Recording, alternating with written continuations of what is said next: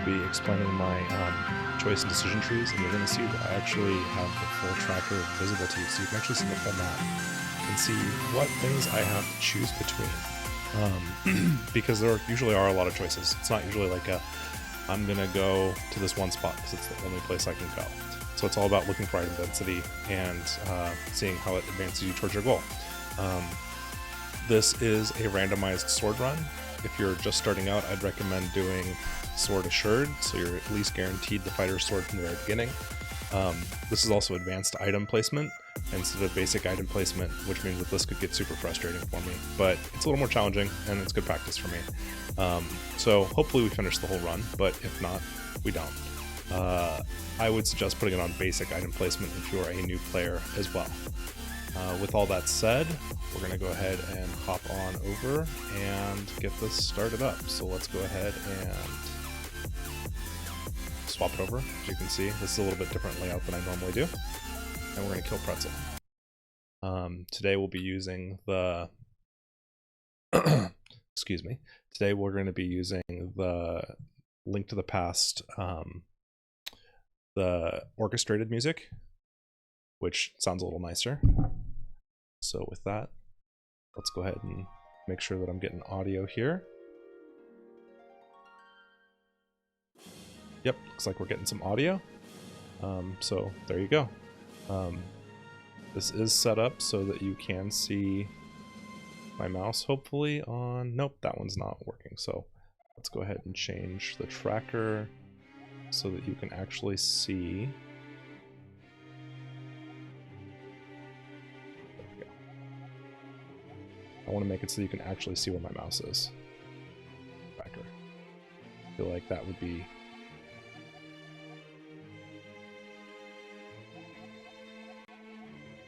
Okay, now you should be able to see where my mouse is. On there, but nowhere else. Okay. There will be a timer in the bottom left-hand corner that we're going to go ahead and restart as soon as we start this game.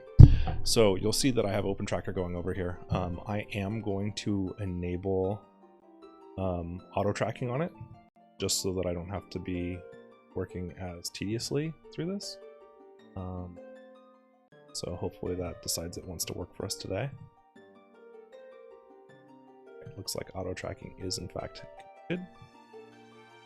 So that's good. Let's verify QUSB. And at some point I will do a video on how to get QUSB to SNES working on other operating systems besides Windows. I feel like there's a lot of... It's really easy to get it working on Windows, but on Linux you sometimes have to do a little more work. Alright. So with that said, we're going to minimize that so I'm not looking at that. And that'll be our username today. And we're going to go ahead and start this in 3, 2, 1, go.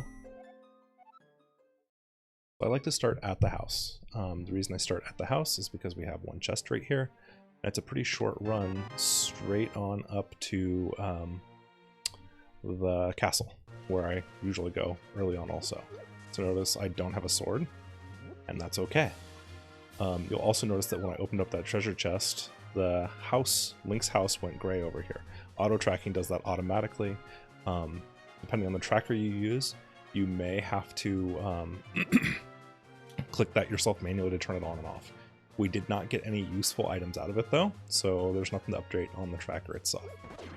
Grabbing that sign and killing that guy lets us check what the tier 1 reward is for pulling that tree. Tier 1 is killing at least one enemy since last time you pulled a tree. Tier 2 is killing at least 4 enemies. And we'll check that later. Alright, Uncle has some rupees for us. Not particularly useful since it's only 5, but that's okay. Come in here and get some more useless rupees. I'm going to pick up this magic while we're here. And then I think from here, since we didn't get a weapon of any kind, we're not going to go ahead and jump into the castle yet.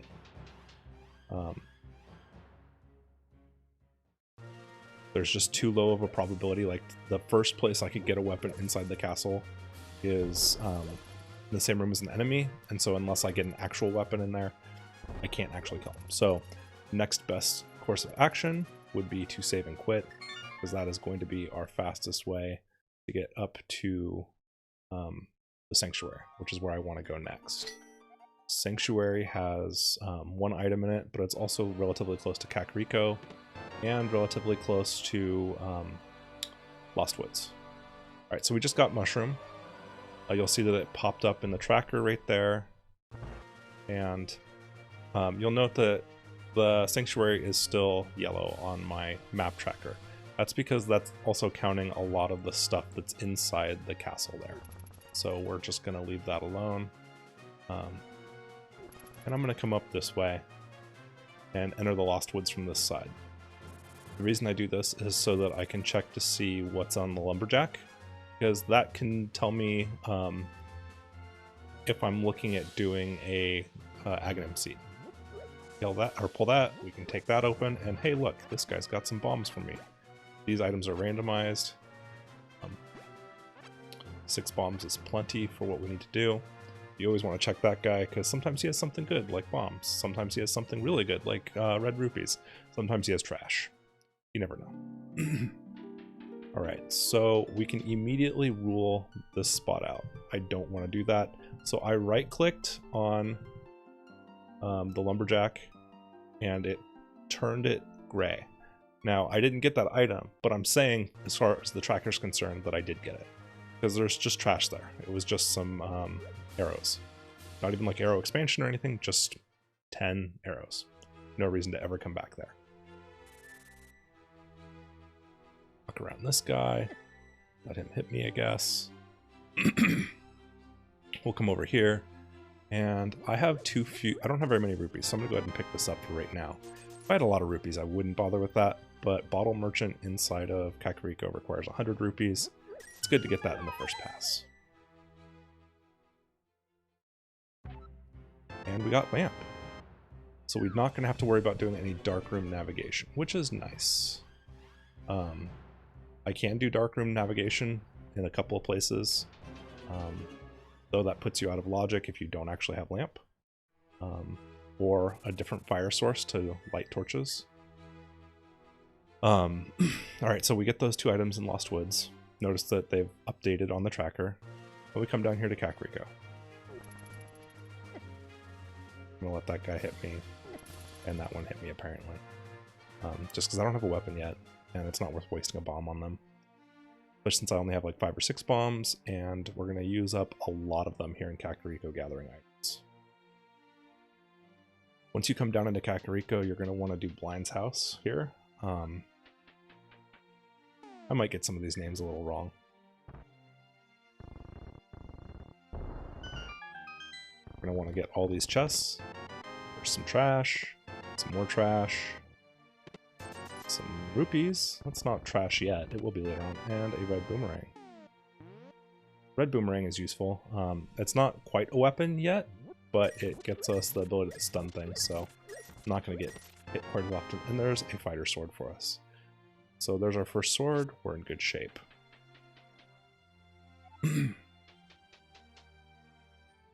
Ultimately, we will be looking for at least Tempered Sword, because it's really hard to beat Ganon without Tempered Sword. You can do it with just Master Sword, but it's ugh. Only attacks that deal damage to them are spin attacks, and that seems awful. Make sure that in the well, we throw that over. Break that down. There's Fire Rod. That's one of our go mode items usually, so it's nice to see that nice and early. Bug Net is marginally useful. I use it in Ganon's Tower once in a while. Heart Piece. Lots of rupees. Okay, I'm tired of seeing rupees now. Got plenty for the time being. We only really need about 700 rupees or so to get everything taken care of, and I'm already halfway there. Okay, I've got Master Sword. Now I'm in really good shape. The fact that I have Master Sword and that I have Master Sword and I have Lamp tells me that this could, in fact, be an Aga Seed, but we will see. I can go fight Aghanim right now, but I don't have Moon Pearl, so there's not really any reason to do so yet. We'll do some other checks first. Chicken House has an item for me. It's some more rupees. pays for half of that Master Sword upgrade. And we're going to come over here, and I don't have a bottle yet, so only other check I can do in here is the back of the tavern. I don't have a bottle, so I can't do Sick Kid.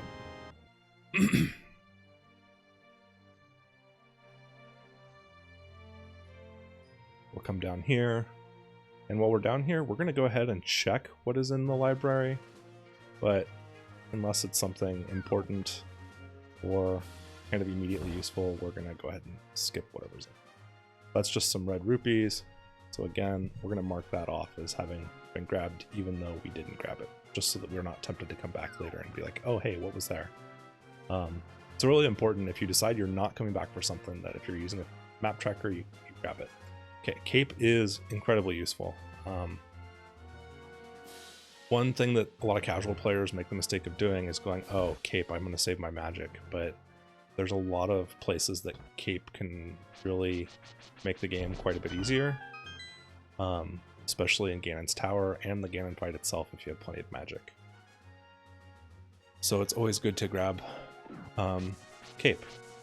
It also enables us to check Bumper Cave later on in the game anyway, so it's definitely worth grabbing. We don't grab this item over here automatically. Like, you might be tempted to go, oh, I'm always going to go that way. But sometimes you just end up wasting a bomb in, like, I don't know, like 15 seconds of time or something like that. So there's not really any reason to go over there sometimes. And it makes more sense to just do the check on the bottom first. I'll be coming back through that area later once I've got a little more stuff to do, but there's no checks I can do back there for now. I am going to walk around, and I'm going to go ahead and proceed to do the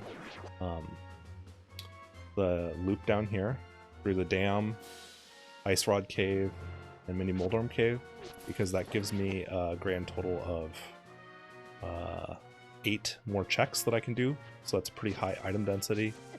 And then from there, we'll be looking at options as far as item density. So we'll see what this gives us, if this gives us a clue as to where we should head next. Doesn't really matter if you get the chest first or if you drain the swamp first. You're coming in here twice unless you have a mirror so that you can just do a block delete, which I will show you later on in the run, assuming I end up with a mirror. Now notice I haven't actually checked to see where my crystals and pendants are yet, because I'm gonna need more stuff no matter what happens. So I'll open up that map here in a minute, and there's Moon Pearl. So I technically have Dark World access.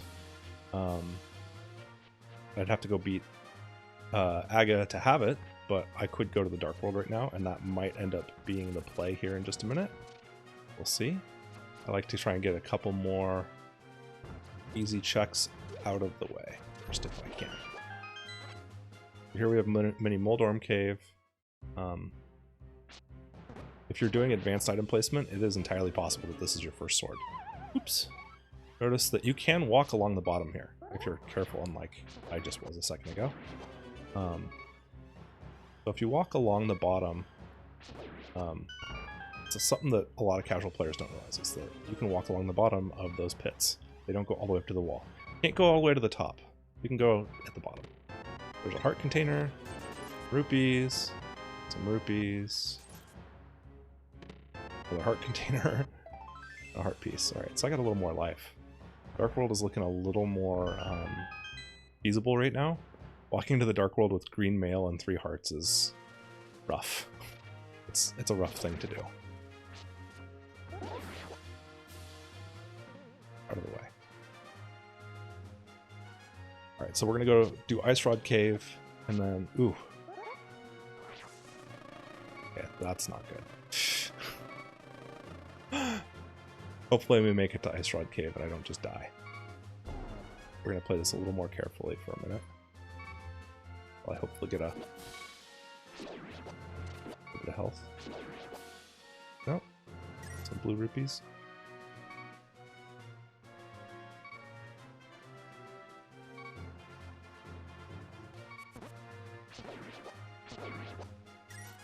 Alright. So I do have Moon Pearl. I could do Fake Flippers into... Really? I could do Fake Flippers into Waterfall of Wishing and Zora.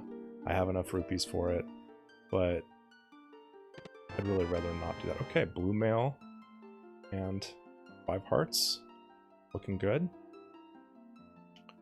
Alright, so notice I still haven't turned in that mushroom. We're actually going to save that mushroom until we get either powder or until we get the Cane of Samaria, because you can use that to fake out the bat. Now notice looks like I have everything I kind of need to go back and do the castle. We're going to do that real quick because there's a fair amount of items there as well, and then I think we're just going to jump straight into the Dark World. Let's start right here. If you need hearts, you can always grab 3 hearts right there. Sure, it's not a full heal like Mountain Cave and like Sanctuary are. Let's make some choices here too. So I'm seeing that Eastern is going to be a blue crystal, so we're going to go ahead and update that to a blue crystal. Desert Palace is the green pendant, which is the best pendant to grab if you're going to grab one, and Hera is the red pendant. So hopefully we don't need to spend too much time in Hera beyond doing the first couple of checks in the first room. I'm going to come up and do castle now. Usually if I end up with a sword or some other good weapon like a bow or a hammer, I'm probably going to do castle right after I do Uncle. But today we didn't have that, so I'm coming back to do it now. I've got a lamp, I've got bombs, and I've got a sword. So I can do all like 5 or 6 checks or whatever. So we're going to do it. In fact, I think it is 6 different checks in here, and that's a lot. You know, that's like the equivalent of like Swamp Palace, which I think is maybe the highest density outside of Ganon's Tower. This seed is set to be 7 out of 7. So we do need all the crystals to get in Ganon's Tower. That's good and bad. It means that we don't potentially have to go into Ganon's Tower and then leave and then come back to Ganon's Tower. But Ganon's Tower does have the highest density of item checks, so it can be a way to speed up your seed if you get pretty good at Ganon's Tower. You want to set the number of crystals to get into it, a number less than 7, or to random. You can even set it to 0, but that's really tough, because then you might be looking at going into Ganon's Tower with almost no items.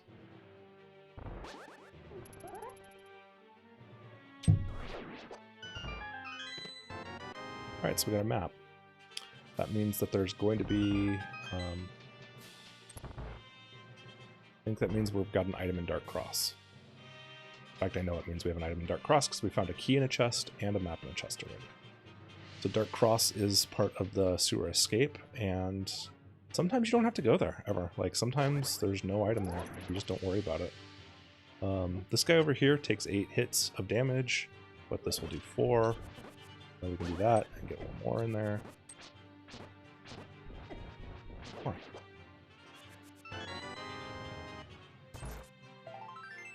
Or heart container, or heart piece rather.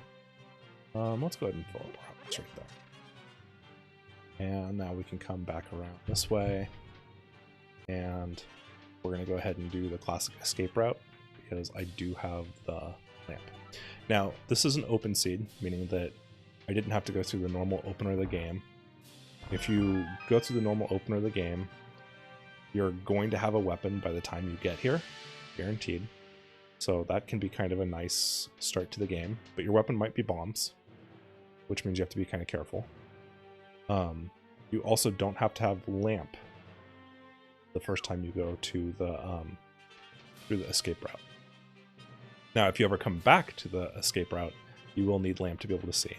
So if you're not confident with darkroom navigation, it can be nice to do standard seeds instead, because you're guaranteed a weapon by this point, and you are guaranteed to be able to see to go through this area, so you can do Dark Cross check nice and early.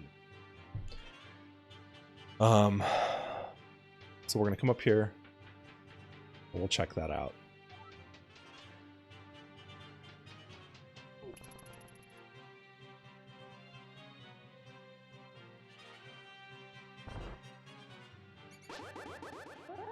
So here we have some rats. There's some bats in this kind of area too. If you don't have bombs by this point, it's nice to start killing things in here to try and get bombs. Because if you have bombs, you get 3 more checks in here that otherwise you have to wait until later on to get. So it's nice to start killing some things, get at least 1 bomb while you're in here, because there are 3 chests later on requiring you to have 1 bomb. Now this is Dark Cross over here. Vanilla is a key, but in Randomizer, it can be an item, it can be a key, or it can be the map. And it is possible to navigate there in the dark. I usually come from the backside when I have to do that, but since we have lamp, we're not going to work.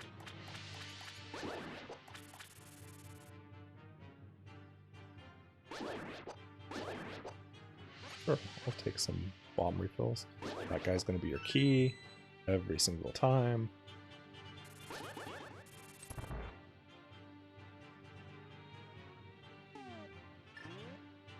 Here, and throw that over there.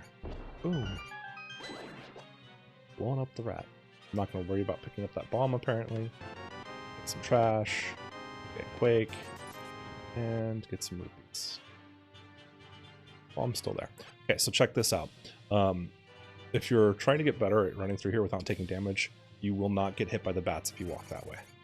You might have to watch out for rats, but you never have to get the bats if you walk along that wall. Just hold up the entire time. Through here,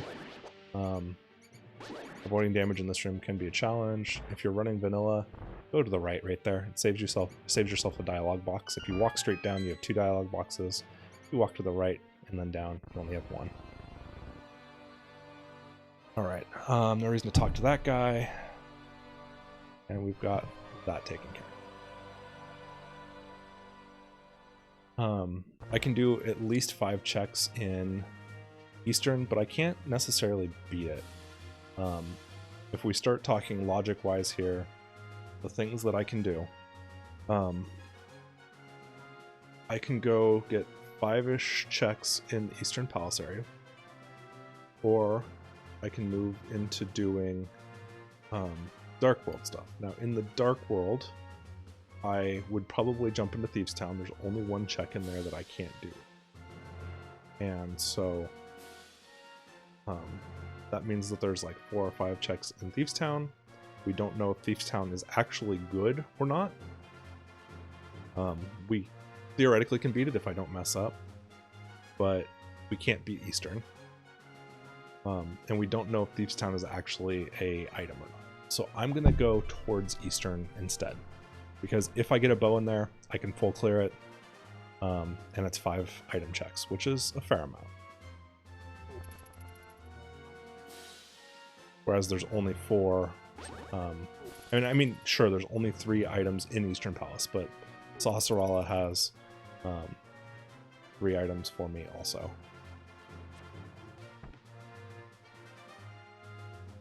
So that's where we're going to go. We're going to check out Sahasrara. We're going to check out Eastern. And we're going to hope that we get a bow. At this point, like, if I'm wishing for things, I'm wishing for bow, glove, and glove, or bow, glove, and hammer. That gives me Dark World access without having to beat Aga first.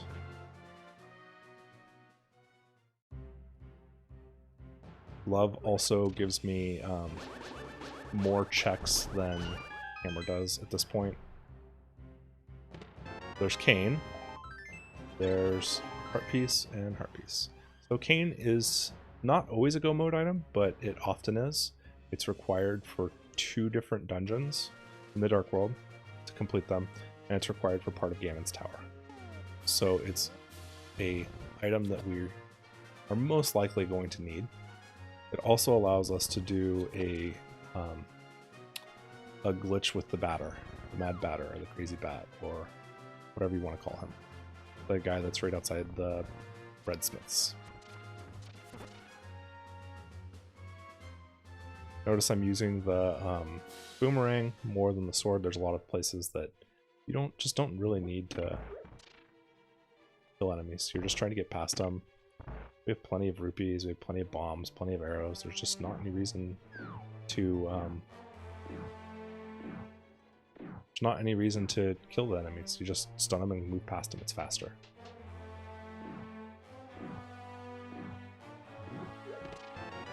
Okay, there's a big key.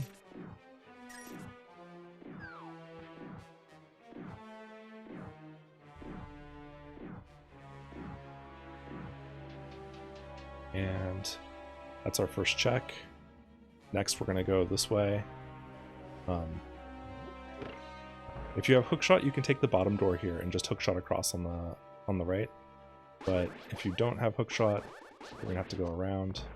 And you can just go straight to the button here, press it, and that guy won't hit you. And we got bow and arrow. Alright. So notice I'm going to double click this. It's going to pop up right there. And you can see that I have 3 items available here. If I click it once, it's going to go down to 2. And that's how we can keep track of the items that we've got in a dungeon. 3 tells you how many total items there are in the dungeon. And then as you click it, you can see how many items there are left to find. Since I have bow and arrow, we will be full clearing this dungeon right now. If we hadn't gotten bow and arrow somewhere in here, we'd do all the checks we could, and then we'd leave.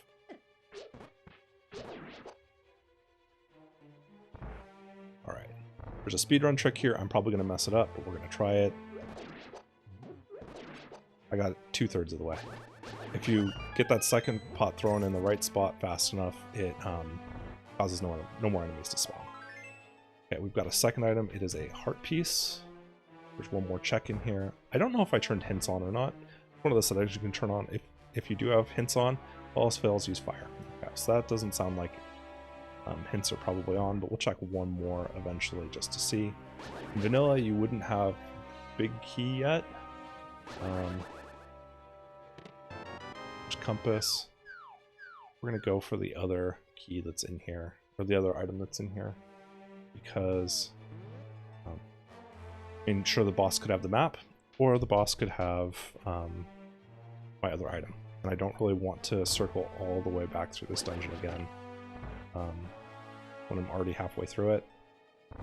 Some dungeons you can skip checks and just be like, yeah, it doesn't matter, but this one is pretty linear. And there's not really any shortcuts because it's not expecting you to have any items yet, so you just kind of gotta go with the flow.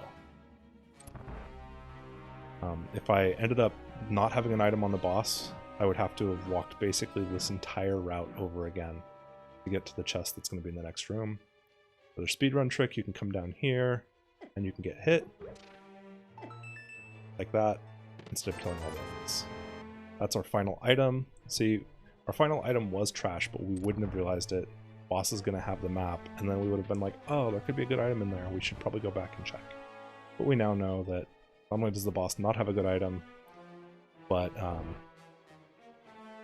there are no items at all left in here. So let's go ahead and kill the boss and get this taken care of. If you don't have lamp in here, but you do have fire rod, then this room is in logic, and you can go like that. You just go up a little bit to the left and do that to get it. That said, I think you have to have lamp to, I think you do have to have lamp to even get here, so this room logically does not require lamp, but you may end up, you may end up here without lamp, I guess is what I'm saying. So if you end up here without lamp, because you can navigate in the dark room, oh hey, grab that, grab that, grab that, and they'll never hit you. If you end up there without the lamp, it's not the end of the world. As long as you have fire rod. If you don't have fire rod either, that room can be a little tough, just because of the sheer number of enemies.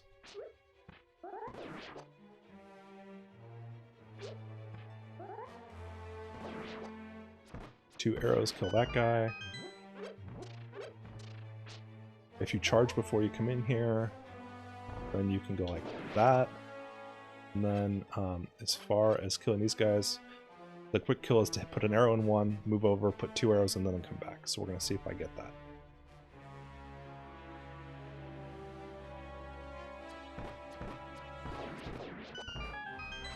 Alright, and then we'll come back over here and grab some arrows, just to make sure we're full for the fight. Okay, so ideally you put 5 arrows off to the right, but I am pretty actually trash at this fight.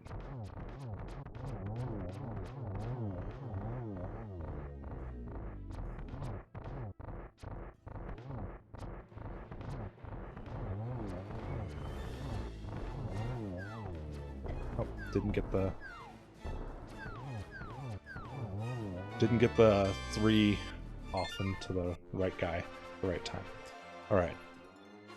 If you, when you're fighting that guy, if you have the last guy have 2 arrows in him already, and then you send an arrow off fast enough, you can potentially kill him before he turns red and his health resets. Okay. At this point, there's only a couple of checks we can do that are in logic. We can check this, but I don't really want to. We can go do Aga. I don't really want to. We could go check out what's going on with Agina. It seems bad. So I'm not going to do I'm going to try not to do any out of logic stuff. So even though I can fake flipper and do that kind of stuff, it's not technically in logic. So we're not going to worry about it. So at this point, the best thing to do is to save and quit. And we're going to go open up the Dark World by fighting Aga. Got everything we need. This takes a little bit of time now.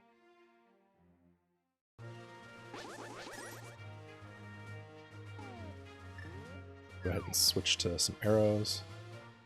Or the boomerang just so that I can stun some enemies. So notice that those guys don't... Oh, come on. Those guys don't die in one hit from a sign like the blue ones do, which is why you always throw it at the blue one, not the red one when you're trying to do that first check at the beginning of the game. Come on. Stop chasing me. When you want to do that tree pull check, you always hit the blue one, not the red one. If you hit the red one, you're not going to get the tree pull check. Okay, so logic in here, need either Master Sword or Cape and some magic. If you have Cape and some magic, you can actually just walk right through. And so I think probably most people know that you can Master Sword through this, but I'm going to show you with the Cape. So I've got some magic, I've got Cape, and I can just walk right through that guy. So as you can see, Cape and Lamp can also be a sign that you're on an Aga Seed. This one is probably an Aga Seed, but we don't know for sure.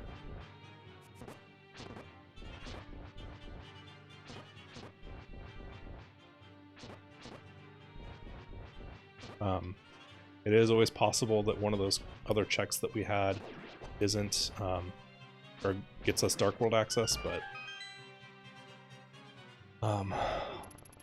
it's the guy on the bottom has my key.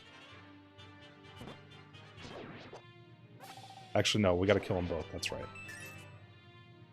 This room, kill them both to get the chest key. Alright. Don't even need to kill anyone in here, just try and get your way in there as fast as possible so that guy doesn't hit you. Here. These guys are going to hear you probably. And so you can actually draw them by making sounds if you want to. We do have a key in here that we need to get. I'm going the wrong way to get it. In the top left. Or kind of the mid left, I guess is better to say. But we need a key right there. So that we can come over here and go through that door. No reason to fight those guys either.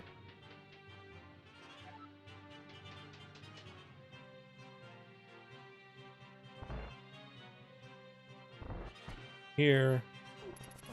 We're just gonna ignore most of these guys. Watch that guy kill himself. I don't know why I like to do that, but I think it's funny. It's like the only enemy in the game I've ever seen that will actually... This is the guy with the key, by the way. There. No reason to fight anyone else in here. It's the only enemy in the game I've seen that will ever actually cause himself to walk off the side.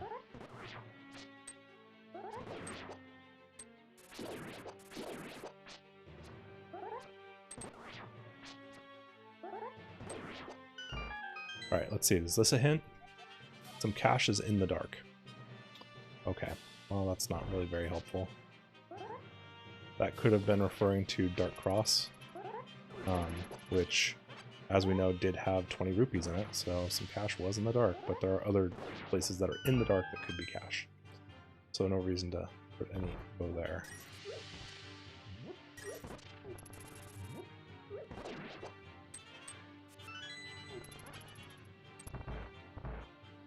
Alright, no reason to fight any of these guys. No reason to fight anyone in the next room either. Sneak on out. No reason to fight these guys. Sneak on past. You don't actually have to go up onto the little dais or whatever this is in the next room. You can, in fact, just reach, because it's based on your Y coordinates, like your up and down coordinates, and so if you reach high enough Y coordinates, he's going to do this regardless of this. Now, in a swordless run, this curtain is going to be open for you automatically. Now, you cannot hit this guy with your sword. If you've never played vanilla before, you probably shouldn't play Randomizer, but some people, this is their first real, like, foray into Zelda. Imagine. That's a thing you can do. So this is, you don't have to use the bug net. You can do this with bug net, but I never want to. Okay. If you touch him, it hurts you. If that lightning hits you, it hurts you. If any of the things he shoots hits you, they hurt you. I actually find it faster to fight him the second time in Ganon's Tower because there are more things you can hit back at him.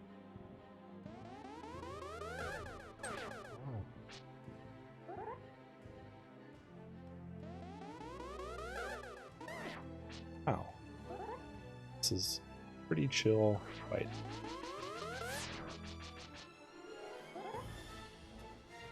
You can do this with Fighter Sword. You do not have to have Master Sword. So if you end up with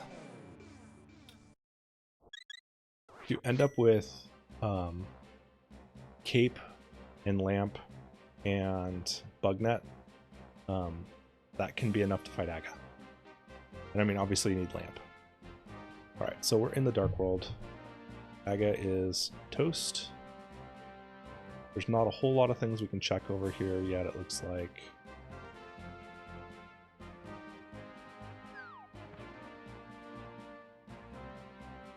No reason to grab that.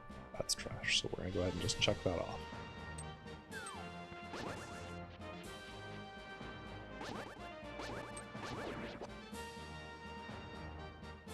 Alright, we're gonna go take a look-see at Palace of Darkness now. Actually, are we?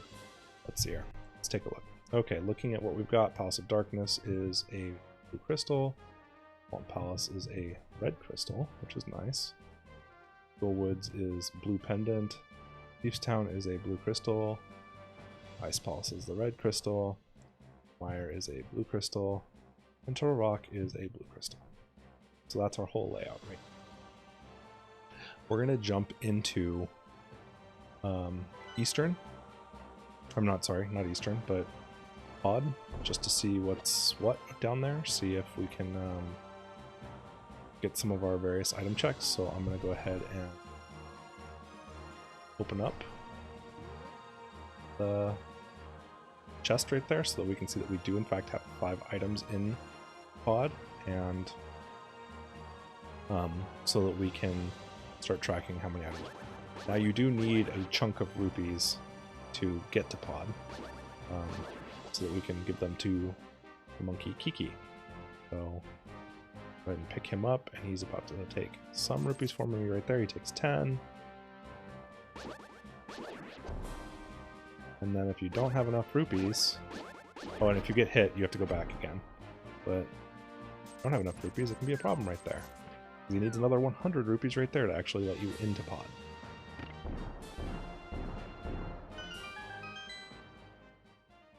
Alright, once you're in Pod, just like in Vanilla Link to the Past, you go to this room first.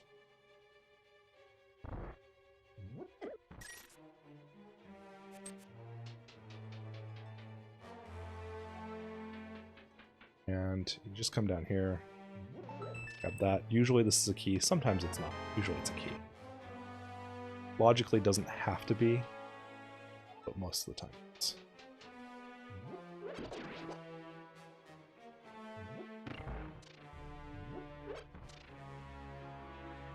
So we're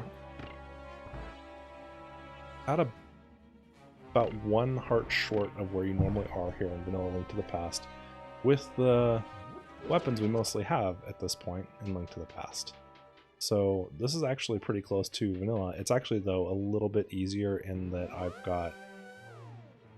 Alright, what's my hint? The unique item is in Palace of Darkness. Okay.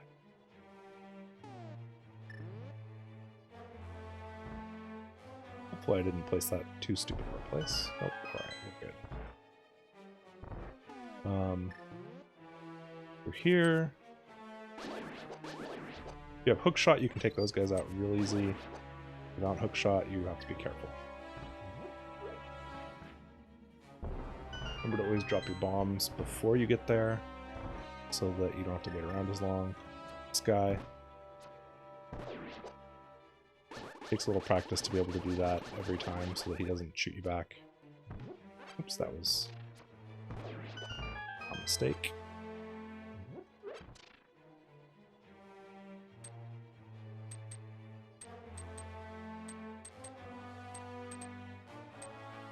Right. This way, and we got hookshot. Nice. So first item in here is hookshot. We're gonna go ahead and bomb this wall also. And then we're gonna death warp.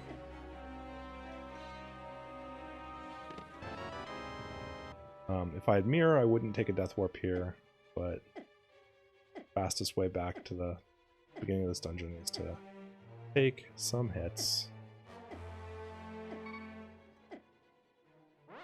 I don't have hammer.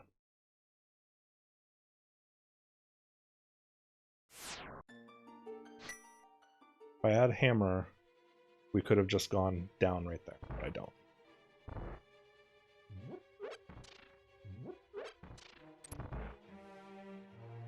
Okay. Come over here. Grab. Yeah, we'll grab this chest, that's fine. Probably wasn't the optimal way to do this, but... Okay, we've got flippers. That's more stuff in logic. Now we've got some light world checks that are definitely in logic, so after this dungeon we're probably going back to the light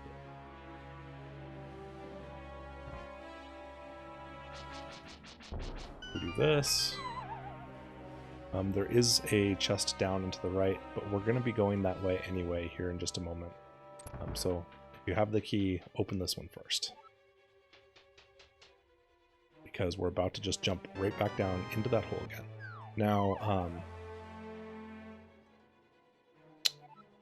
as far as that goes, that chest up there is almost always a key, but sometimes it's not.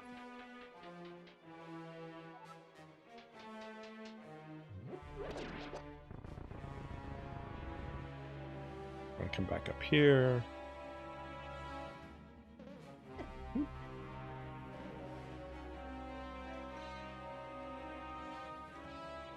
This way.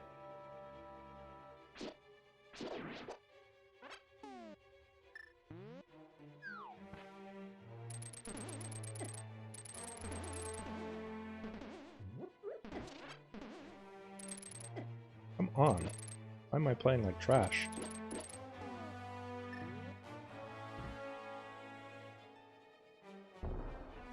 Oh, apparently that doesn't kill those guys. Good to know. I'm always experimenting with things in this game, trying to figure stuff out.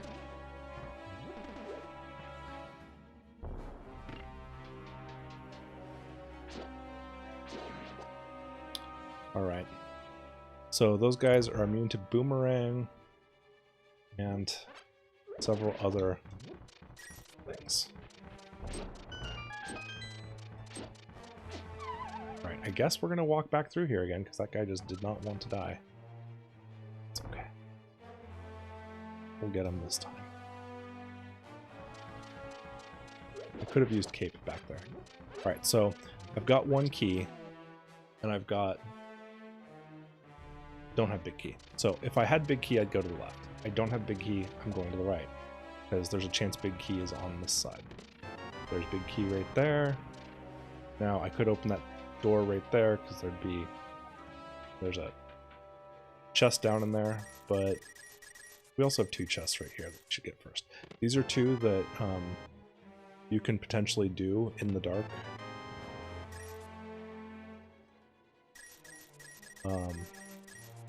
It's not too challenging to get those two chests in the dark, so that it is a spot that you can learn without too much work.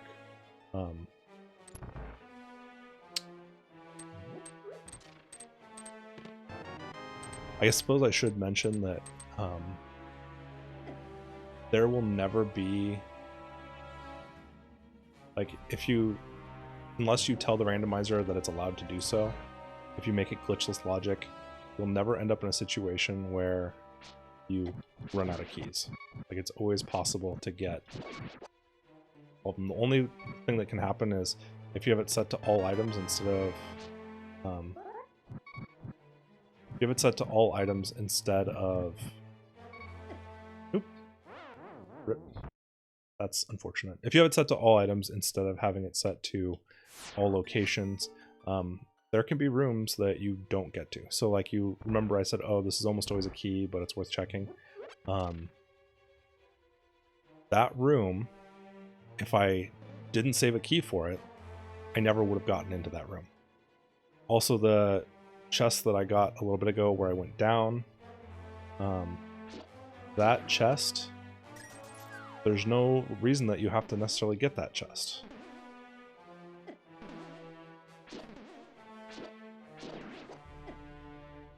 Come on, guys.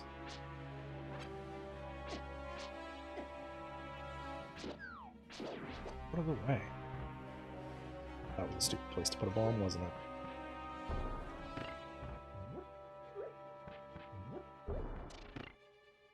Barely made that.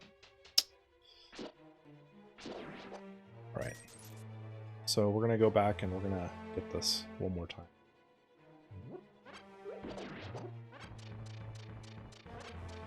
I'm gonna bring that along just to smash that guy in the face because he deserves it. Pushing me off last time.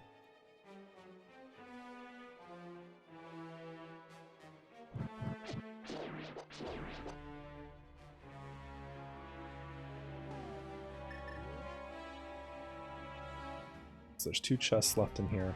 There's one dungeon item. Oh! Alright, hold on.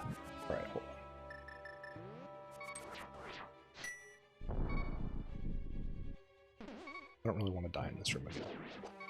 So we're going to just do that.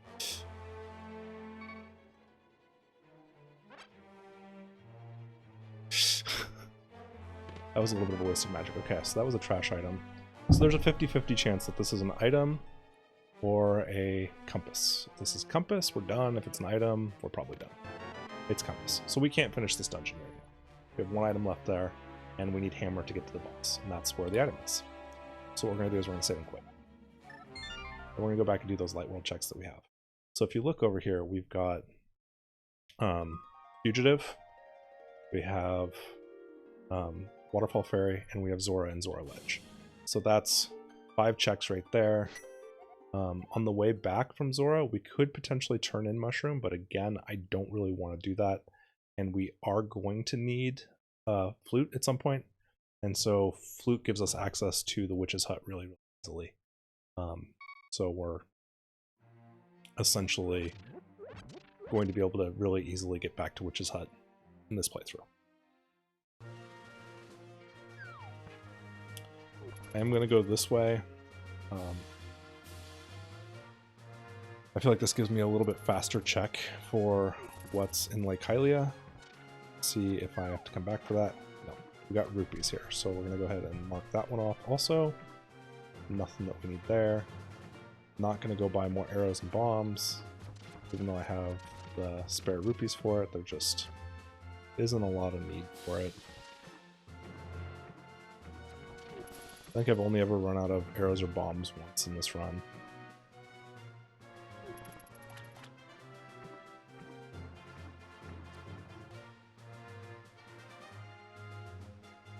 Alright, what do you have for me, Mr. Fugitive, or Hobo, or whatever you want to call him?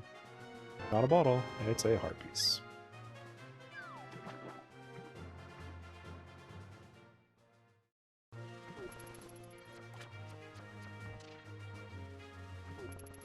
Alright.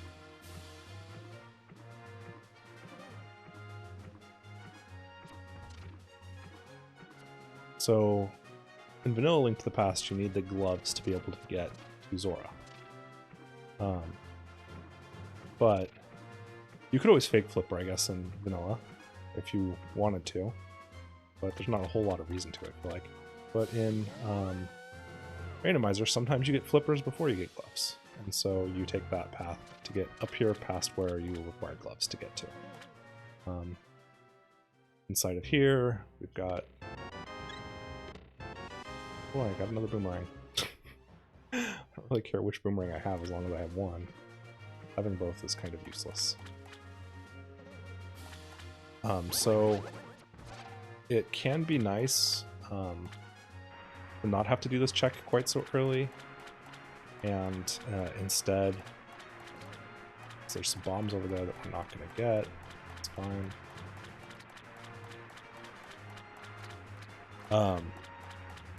It can be nice to do this check and then, or do this check right after you do Catfish.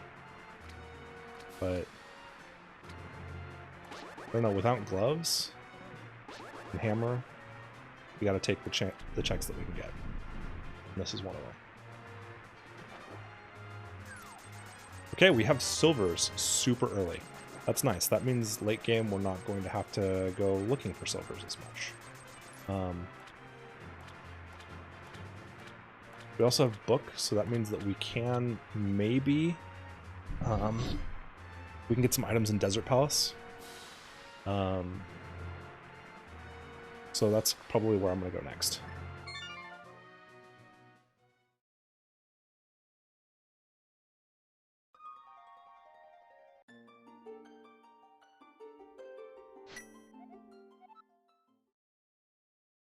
We have more Dark World checks that we can do. Hookshot gave us access to being able to come across this way, which lets us come back around this way.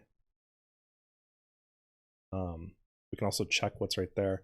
We do have enough to do Skull Woods entirely, and Skull Woods is not a pendant dungeon, and there's only like 2 items there, so we really don't want to go there unless we have to.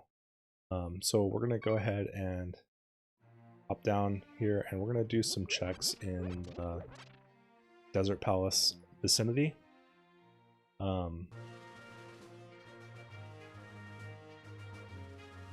We've got probably 4 checks we can do there. 4 different items that we'll be able to grab. So that's a fair amount of item density. Why am I going this way?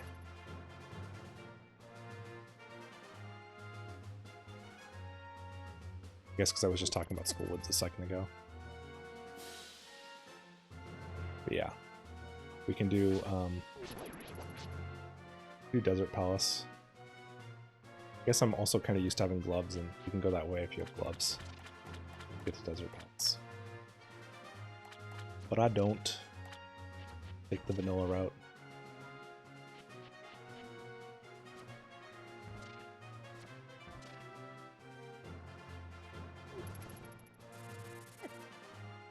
So notice a lot of these, there's a lot more enemies hanging out right now. And that's because I've killed Aga.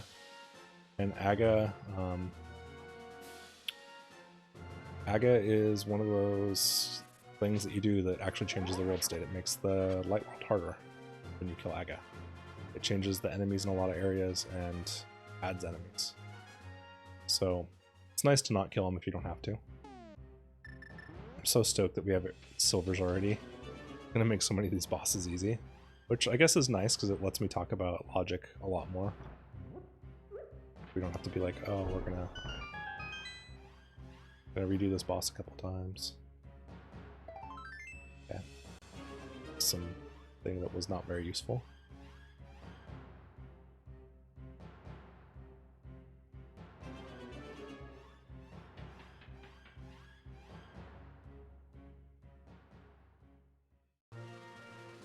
Okay, so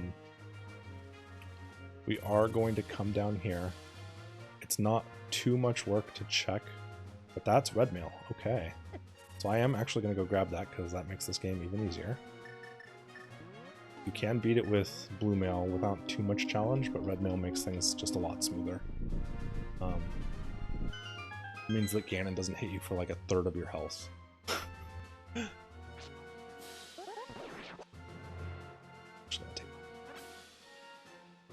So we can get that if nothing else.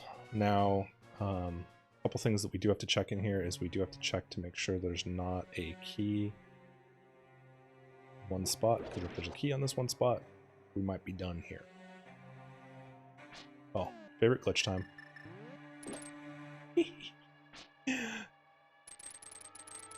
Doesn't help you in any way. It's just fun because it makes him move. Okay, so we can open up Desert Palace here, and we know that there's a art container in there. I can't put a note for that with this particular. So we might be coming back to Desert Palace. We'll see what our health looks like later on in the game.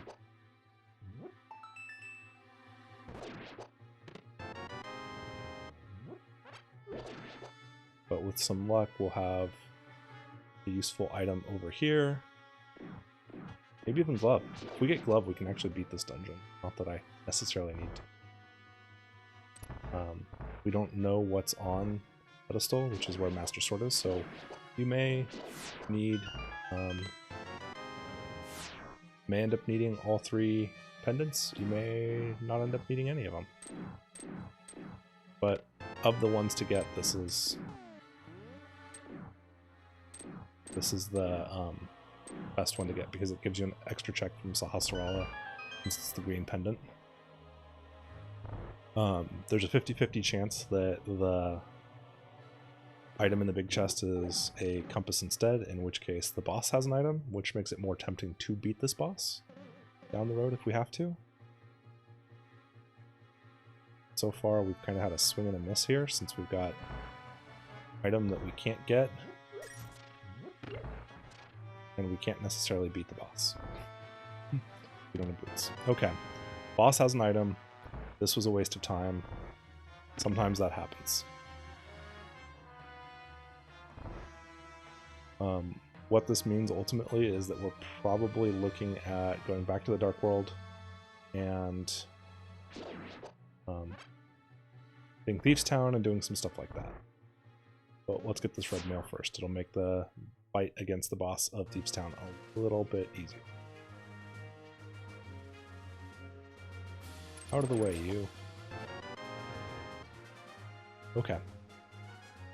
So from here, fastest thing to do is to save it. Since I don't have boots, I don't have flute, I don't have a lot of reason or ability to get around very fast. So we're going to come over here, this,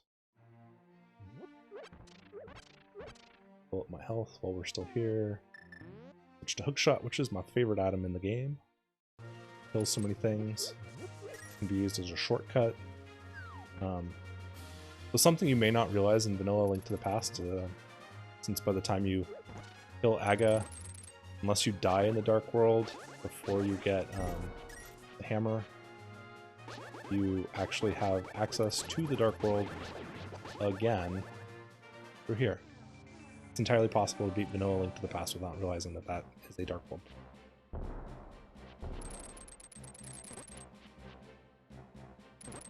Hookshot stuns a lot of things. There are things that boomerang stuns that Hookshot doesn't, but Hookshot kills some things that Boomerang doesn't. So it's a nice trade-off, I feel like.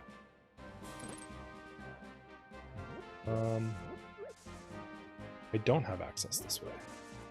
How do I have access? Oh, I know how I have access. Okay. This is a little annoying.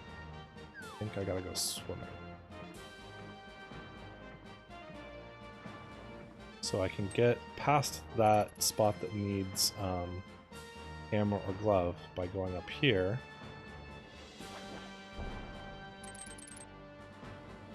And I can come back down this way.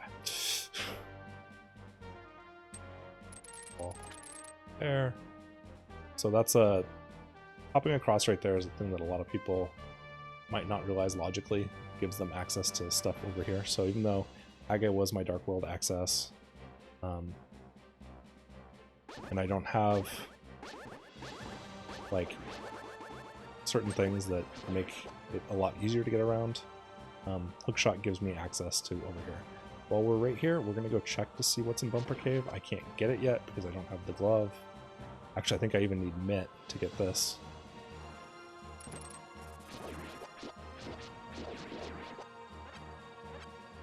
Nope, but you don't need Mitt.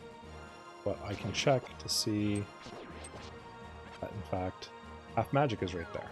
So one of the features of the tracker is that you can come over here and, again, you can double-click, and on the ledge, I can say, Half Magic's right there. So you see that I've got this little symbol right there. I know that there's a Half Magic spot. So later on in the game, when I decide I want Half Magic, because I probably will, I know that that's where it is. I don't have to worry about keeping extensive notes or anything.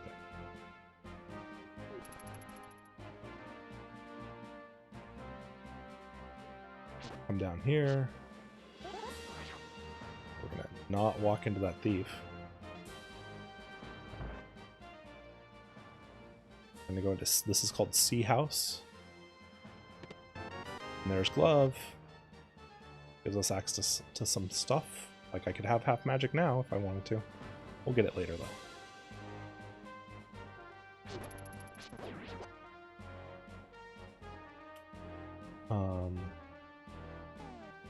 Here and bomb this one. There's almost always a bomb in one of these bushes. Like if you're worried about replacing the bomb you just used, I've almost never seen there not be a bomb.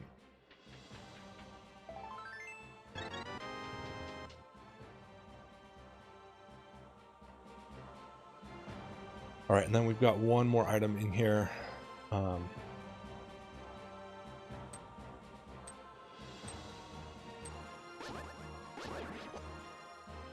I always thought those guys with the brown pieces, so gotta spend some rupees there. Get some rupees back. It's alright. It was worth a check. You open 2 chests there, you're guaranteed the item that's in there. In Randomizer. Alright, we're gonna come in here and let's open up Thief's Town. There's bunch of different routes you can take here. There's one really optimal route, and it's not quite the route I take. But I'm pretty close. Can't believe we don't have a bottle yet. If we had a bottle, I would have captured that.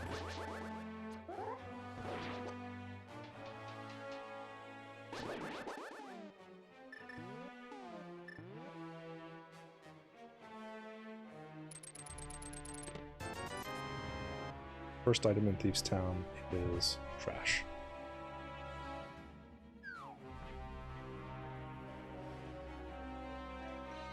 So Thief's Town is usually divided into 2 sections called the front and the back.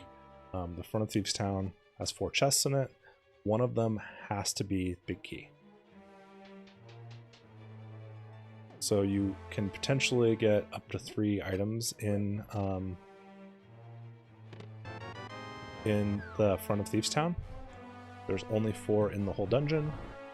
So even if Thieves Town is not a required dungeon, it's always worth doing the front of Thieves Town. I'm a bunny. Now, the front of Thieves Town can seem a little bit like a maze, but if you follow the route that I just did, you'll get all 4 chests every single time with a minimal amount of drama.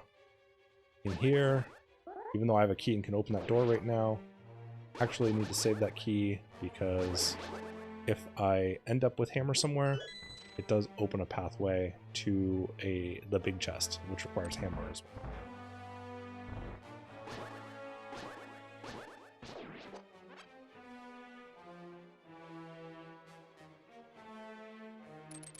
Shortcut.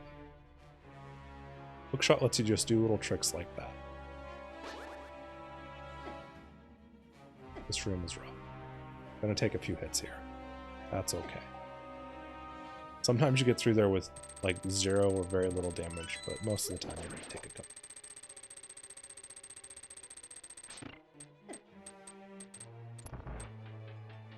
And even with green mail, with green mail it's a little more dangerous. Now these guys right here, these lizards, they will mess you up. If you're in green mail, they hit you for 2 hearts. Even in blue mail, it's 1 whole heart, which can be a lot, because sometimes this is your first dungeon. So be very wary of those guys, but again, hookshot kills them in 1 hit. Compass.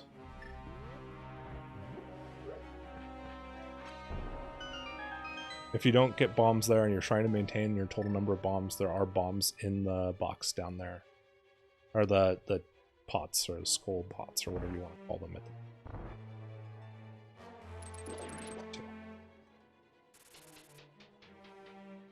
I have never read that hitbox. Mostly because it's... the only time you have that open is if you've made a mistake somewhere.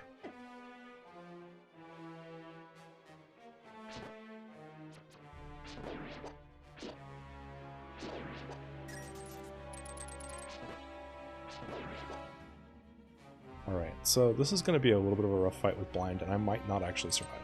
I might die in this fight because he's one of the bosses that silvers don't really help you with. Almost every boss in the game, silvers are like a huge help with. But Blind, you pretty much melee. We're going to try and get our health up just a little bit more before we go fight him. Just because you really want that.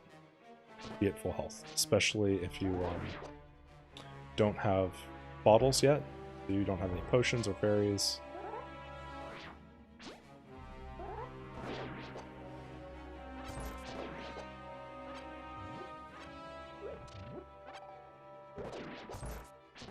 Now, if you have powder and you need health, there are bubbles under here that you can throw, or you can throw powder on this guy and get yourself a fairy.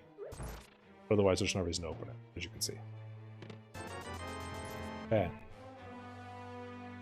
We didn't get hammer.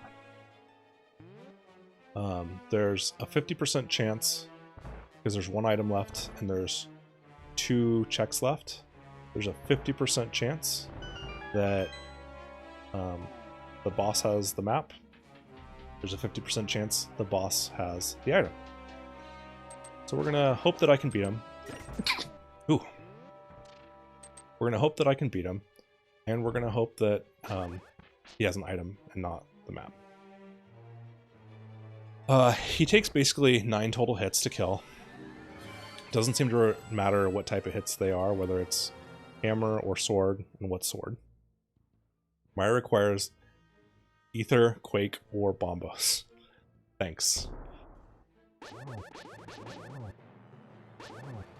There's 3. Every 3 hits, we start a new phase, and it gets a little more difficult.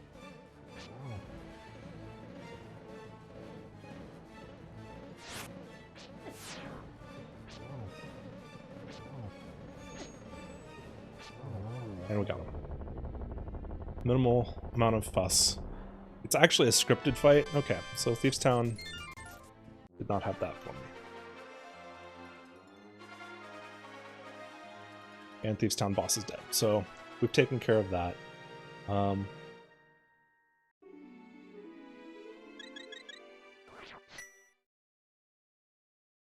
actually going to pull that off of there.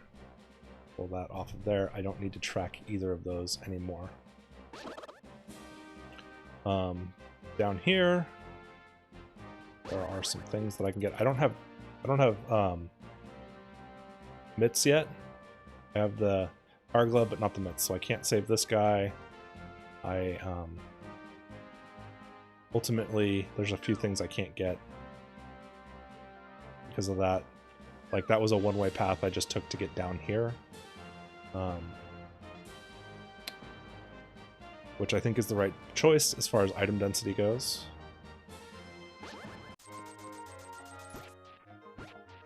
I don't remember what the exact number of things you have to do in here to be guaranteed it in Randomizer. In Link to the Past, the spot is randomized, or is random every time, but in this one, it doesn't seem to matter where you dig as long as you get enough holes dug.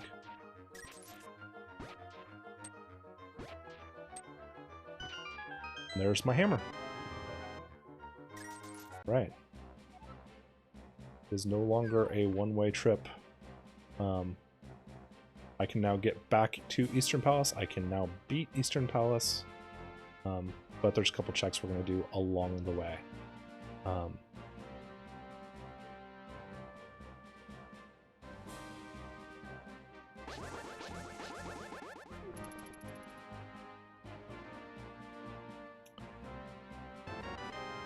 So far, 2 of my Dark World access items have been in the Dark World, so it's looking more and more likely that this was, in fact, an Agaseed.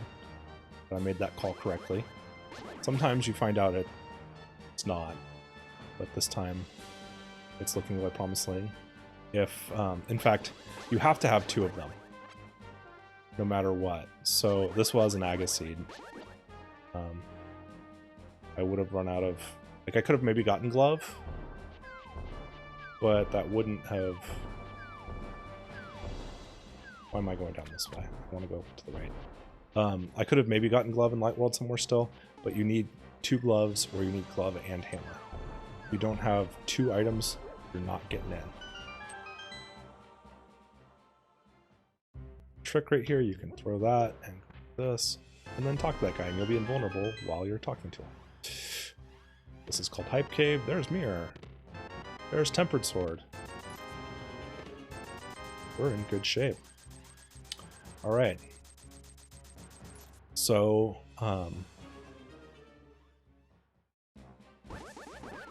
we got Mirror. We've got Glove, and we've got Hammer. So, we've got everything we need at this point to go ahead and do Swamp Palace, which is one of our required dungeons, and we can get all the checks taken care of in it as well. So we're going to go ahead and do so.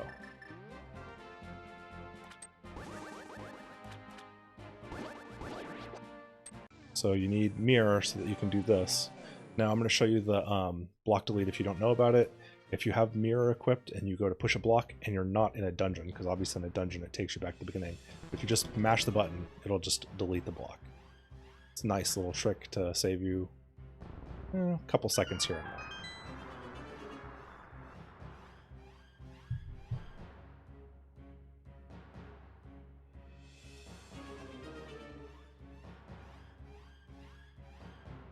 Here.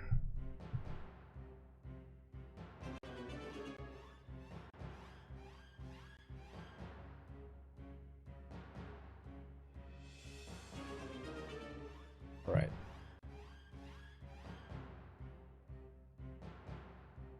That before we lose our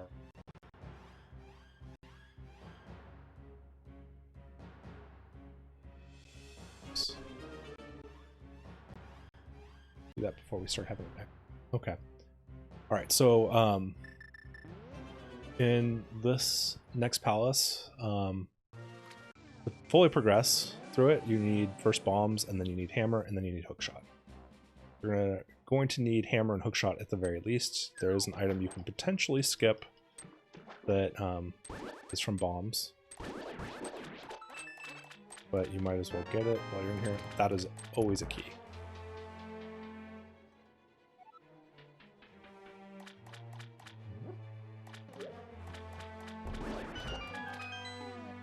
Next, we're going to need hammer after that. Hammer does a fair amount of damage. Hammer is about equivalent to tempered sword damage. So we're in Swamp Palace down here. Let's open it up. We just got the first item in there, which is blue cane. I don't tend to use blue cane as often as I use cape, but it does have some niche uses. If you don't have a sword, but you have blue cane, then you still have a weapon.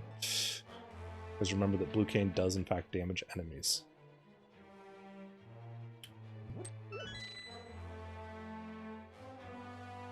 Always have to grab that key. There's not really any way around that.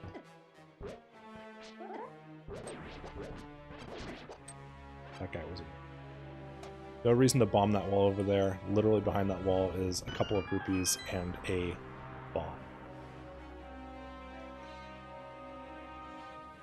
Alright, so I have hookshot. Here in the next room we have choices to make, which is whether or not we do left side of Swamp Palace. If you're in go mode, you have all the items you need to beat the game. You don't have to do all of Swamp Palace. You have some spots that you don't have to go to. Like you always kind of want to get this spot just because it's pretty fast. Especially if you have boots. If you don't, you're gonna hookshot around. Map, that was a waste of time, but now we know. Notice I haven't found big key yet. That's okay. So the first thing we need to do, it's really easy to miss a key down here. And then it's really annoying, because then you kind of have to start the whole dungeon over. You need to go this way. Because we have a key here. If you don't grab that key, it messes you up. Doesn't, like, ruin your game or anything, but it does ruin your time because you're potentially looking at having to redo a chunk of the dungeon. Now we can come over here.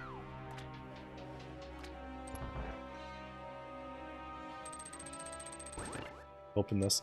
Now, if this was vanilla Link to the Past, I would just go straight down right here. But this isn't vanilla Link to the Past. This is Randomizer. So to get all the chests, I really need to go back around this way. It's slightly longer, but if you don't put the blue holes or fences or whatever you want to call them back up, you are locking yourself out of an item check.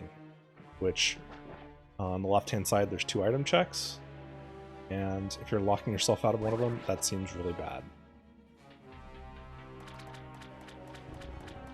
Nothing up there.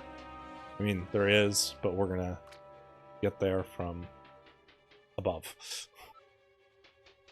Doesn't matter if you take the left hole or the right hole first right here.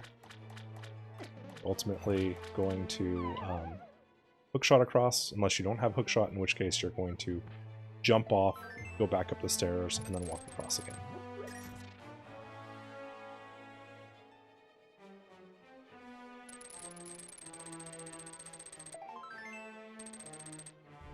Okay, I probably haven't been keeping enough track of the items in here.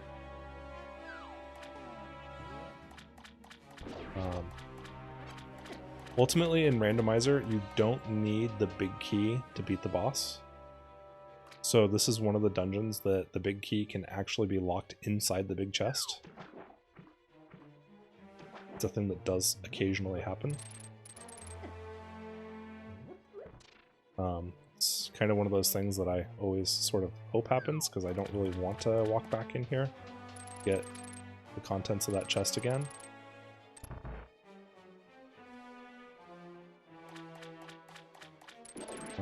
There is a glitch we can do here to make this a little bit faster, but I haven't mastered it yet, so I'm not going to attempt it on stream.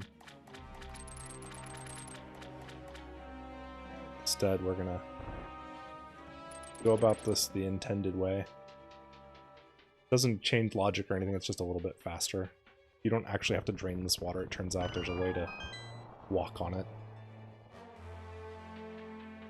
It's the transition into the water that makes you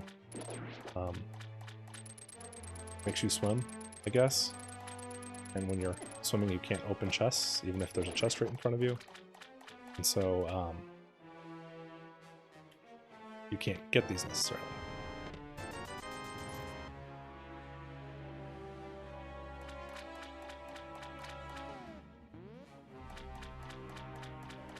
Alright, so hopefully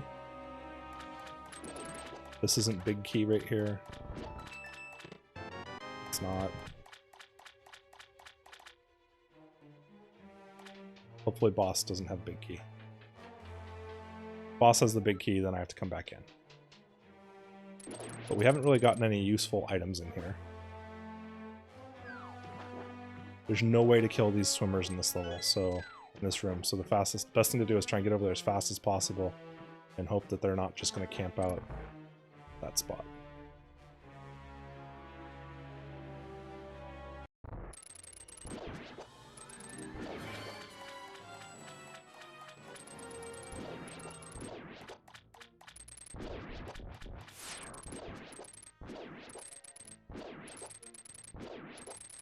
There's a way to get 2 of these at a time. I don't know it.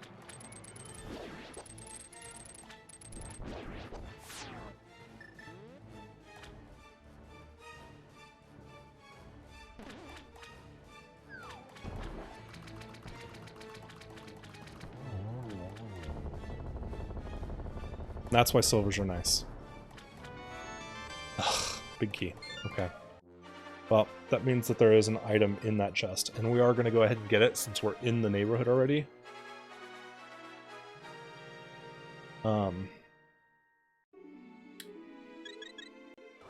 Now that was a red crystal. The reason red crystals are important and we mark them differently is because once you have the 2 red crystals, you can obtain the big bomb and go get Fat Fairy, which has 2 items in it.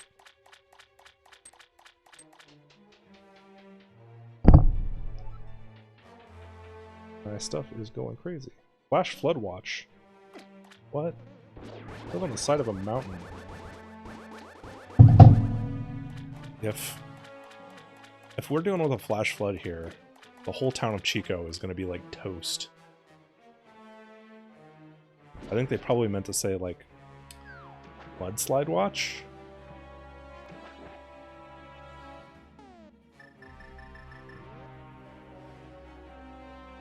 It's nice to have mirror. And we're having to death warp. Alright, so that was not worth it. But we can take it back off the list. Alright, from here we're going to do a couple of checks that we have access to since we're in the right neighborhood.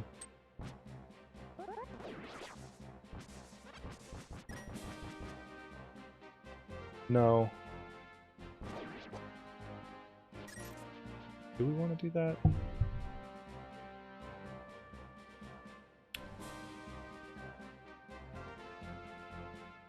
Yeah, I'm in the right neighborhood, and I might never come back. Like, there's a way to be slightly more efficient with routing, where if you have the lunchbox that you're going to bring over to this guy over here that can open it, then you're already kind of in this area, but I may not end up ever coming back over here. Like, that may not be a thing that I actually need, so we're going to just go ahead and check this right now.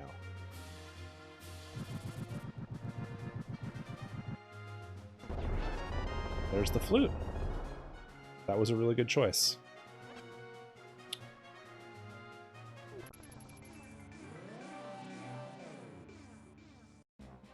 We're going to go back and do one more quick check, and then from there, I think it's pretty clear. We go activate the flute, and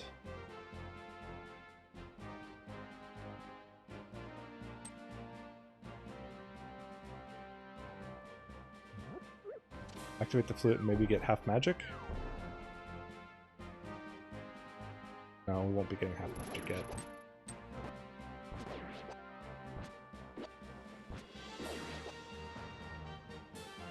This is a good spot to do this in. You don't have to actually make a hole. And as long as you enter that from the top, you're fine. Okay. This is south of Grove right there. It's trash.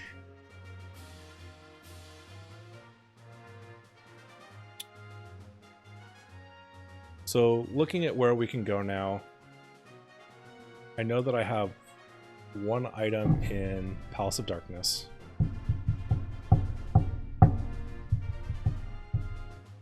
I'm kind of tempted to come over here though and finish.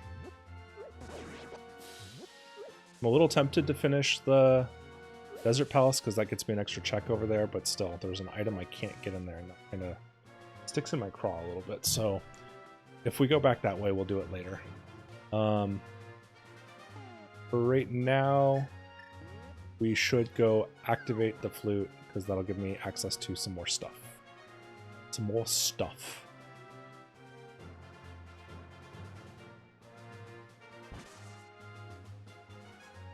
You notice we have enemies here now. That's thanks to Aga. That darn rabbit. He beat up Aga. Alright, so I'm going to do something a little out of logic right now just to showcase a little trick. It is out of logic, but it shouldn't mess things up, and I'm right here right now. So if I come in here, like sure, I don't have powder. What am I going to do? I'm going to... Actually, there's probably an even faster way if I do this. That'll drain it really quick. So if you are totally out of magic, and you have Pain of Samaria, and you have Mushroom, you can go like this. As soon as you use the item and have the... Like as soon as you use the item, open your start menu, switch to Mushroom, close it. And you see what that just did right there?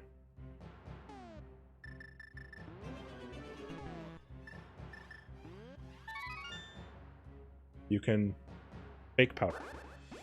So chances are this isn't going to give me anything important. Hopefully. I don't want to mess up my logic too much. Yeah, so...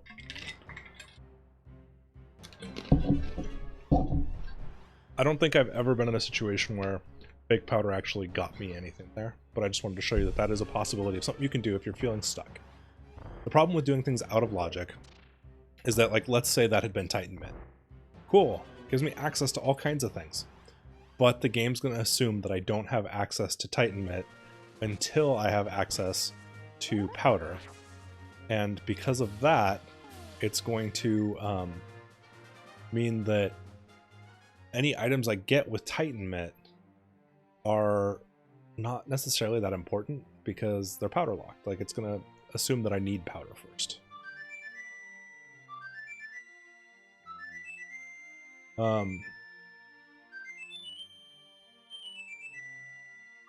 Now that I've fake powdered, I can actually go turn in the mushroom. I no longer need it.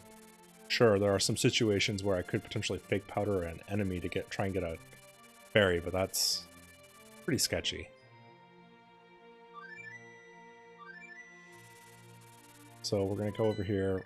We're going to turn this item in. It's a really fast check now at this point. I don't know if you remember me saying that that was a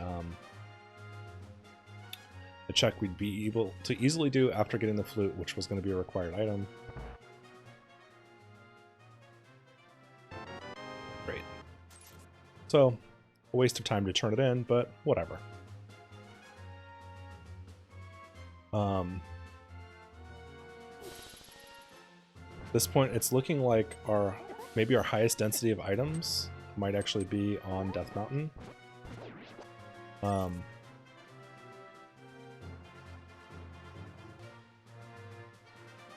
We can also access Death Mountain a couple other places, or access Dark World a couple other places. So we're gonna go ahead and where's my other one? I've got Swamp Palace, I've got Ice Palace. I can't do Ice Palace yet because I need Titan Man. So we're going to go ahead and head on up to Death Mountain.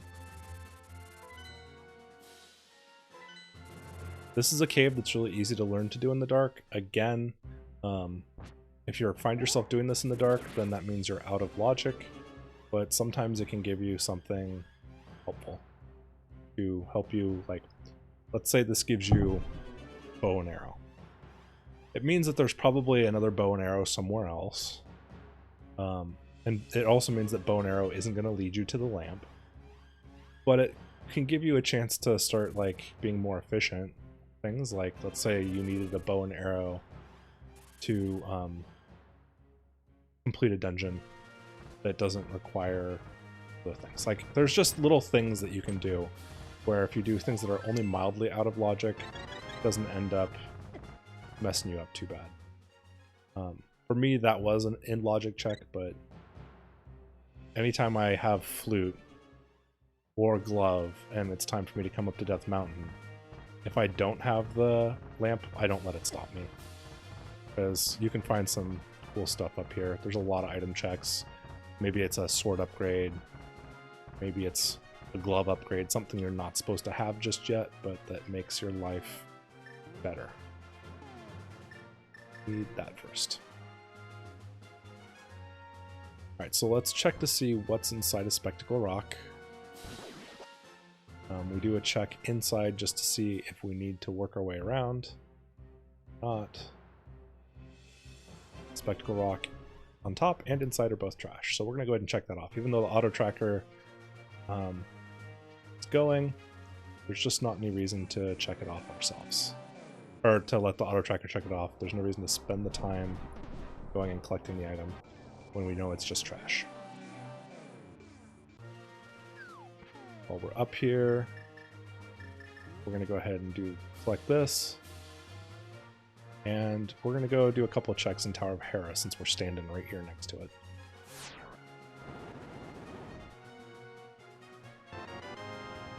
Alright, so that was some trash.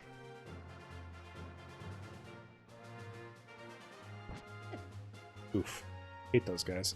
The only way to deal with them is powder. You can kill them if you powder them first. Something that some people don't realize.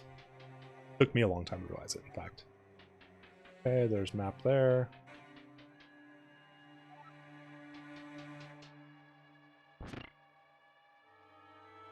What's this hint say? Thanks, you're the hero of Hyrule. Small key, so that means big keys in the basement.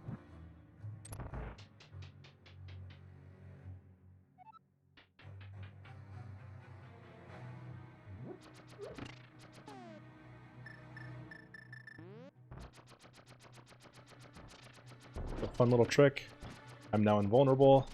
I don't have to worry about defending myself against those things, and I needed blue pillars up anyway in the next room, so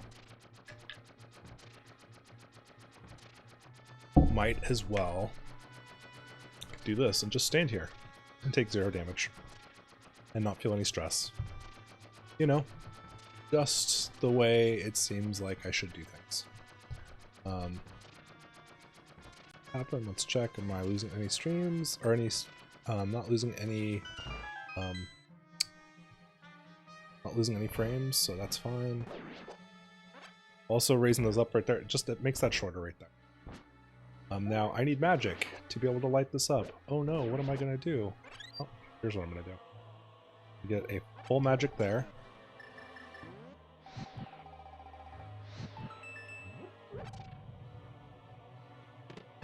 With the big key. And then we do in fact have 2 items that can pop up in here. That's not what and I messed that up. Why am I doing this? I have this. I've gotten kind of used to doing this run without mirror until kind of late in the run. So a lot of times I don't have mirror when I get here, even though normally you're supposed to have mirror to get here. But if you have hookshot instead of mirror, if you have hookshot and hammer, you don't actually need mirror to get here. It just involves a walk.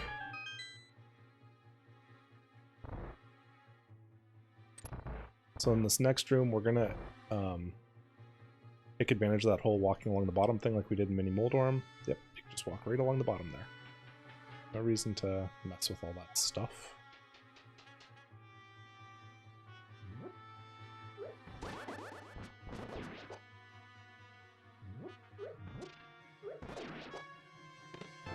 Compass. Boss has an item. A glove is in Skullwoods. Okay, so a glove is in Skullwoods. What that tells us is that we're going to have to go into Skullwoods. And that we have...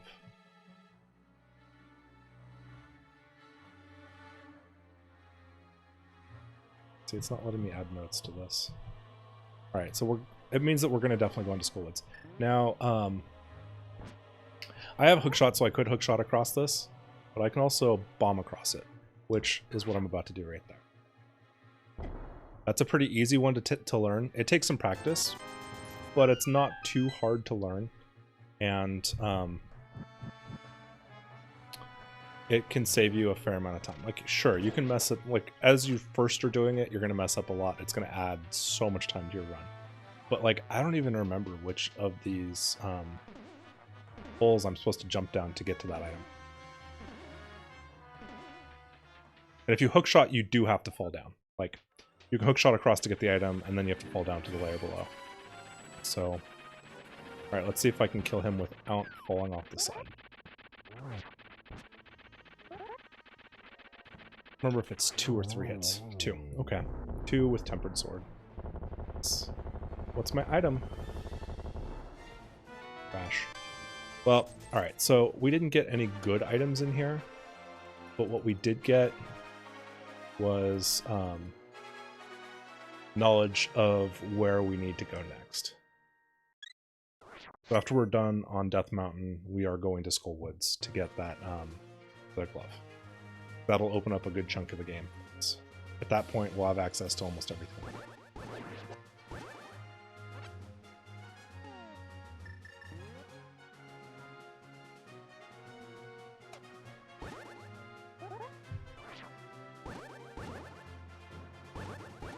It also means that we're probably not going back to Desert Palace. Okay, so one thing I'm going to do. That's a heart container. I want that. So that's a check you always want to do before you start going down the mountain.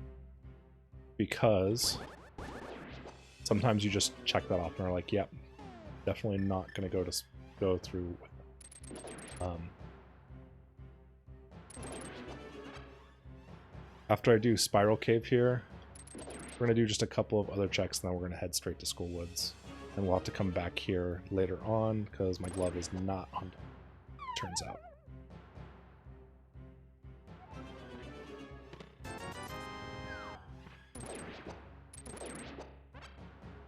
Hookshot kills all this stuff in this room.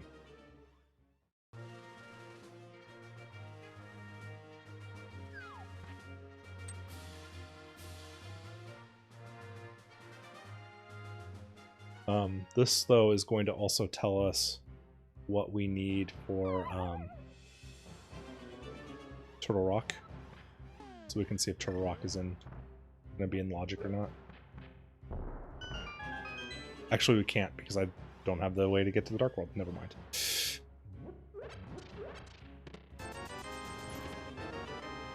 Berry in a bottle.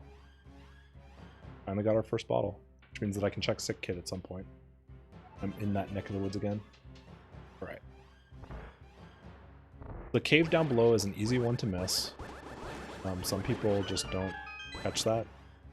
They go straight for the 5 chests up here. 5 is better than 2. But no reason to skip those ones down below.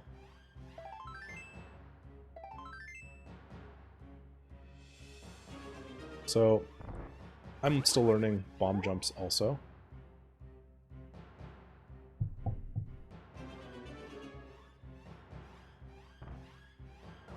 We'll see if this gets me there. Yep. So that's a bomb jump right there. It's very similar to the one in the Ice Palace. That's the first time I've ever pulled that particular bomb jump off, but I've practiced Ice Palace bomb jump a lot, and it's basically the exact same jump to make. Ice Palace bomb jump is one of the biggest time saves in vanilla Link to the Past speedrunning.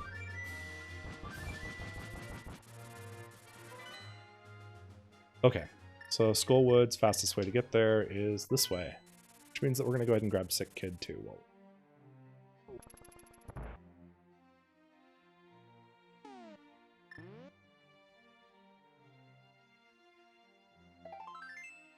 Sick Kid had a piece of art for us. The game gets easier.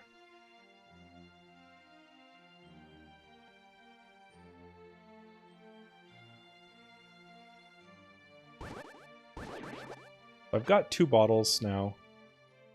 Oops, I don't have mitt. Can't go there. I've got 2 bottles, which is really quite helpful for beating the game. I really like to have 2 bottles because I'm just not that good at executing yet. As you get better, you can get down to 1 or 0 bottles.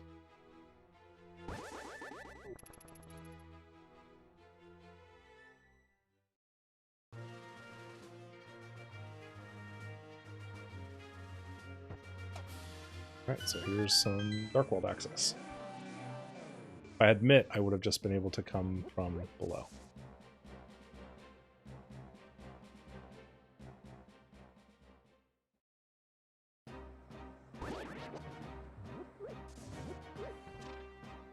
So when I do this, I like to come through... Oops. I like to come through right here. There are multiple entrances all to the same little section, but that's the one I like. Turns out there's way more keys in this dungeon than you actually need.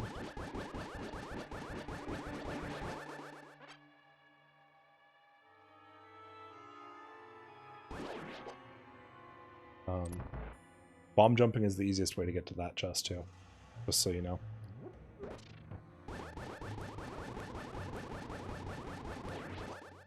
God, those guys take a lot of hits. Okay, there's my glove. Skullwoods has 1 item left. We're in here. We're going to do a little bit of looking for it. That's not it.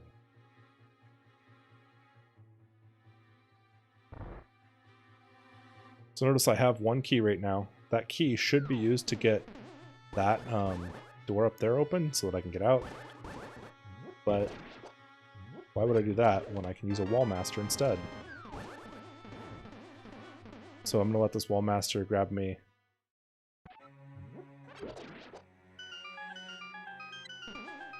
And what that does for me is, sure, it resets the dungeon, but now I haven't opened that locked door right there.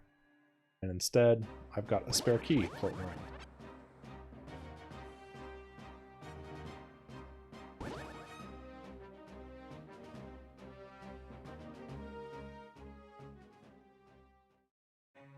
And here, we have Cane already, so we can do this the easy way. Yeah, I messed that up. That guy was just going to grab me. There was no other way about that.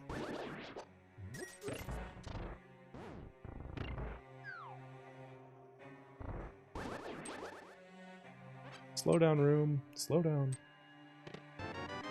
Okay. We're gonna let the wallmaster grab us one more time. It's easier than walking back out the other way. Potentially getting hit, that sort of thing. So we've got 2 keys.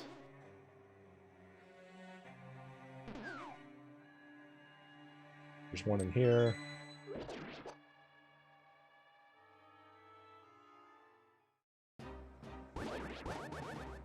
So, again, there's only 1 item left in here. It's either on the boss or it's in the big key chest. The boss itself here can drop the big key.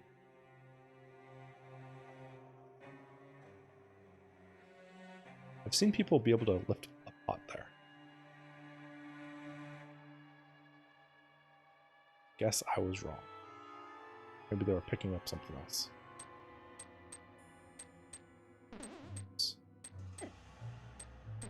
What am I? Walking a dangerous way. Splat.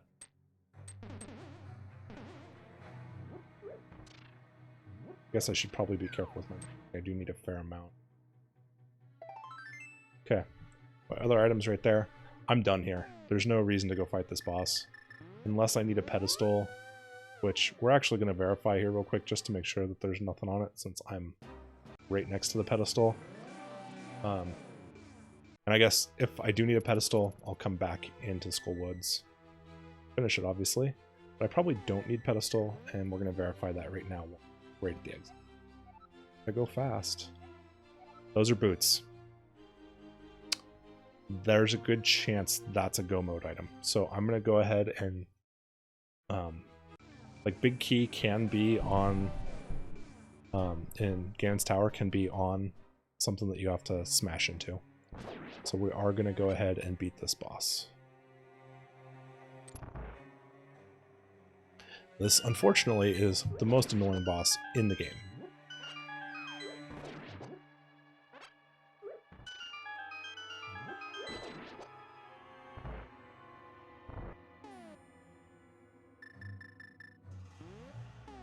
I don't think arrows kill these guys. They do.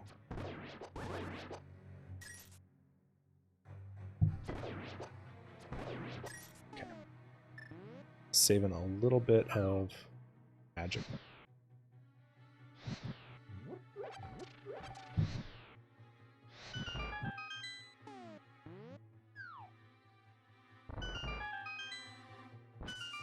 So that room could be tough to get through. I think there's potentially a key in that room. There's a key in one of those two rooms, but you don't need it. When you're running Randomizer, that guy can actually pull you straight out of the hole. So you always want to make sure he falls before you jump down the hole.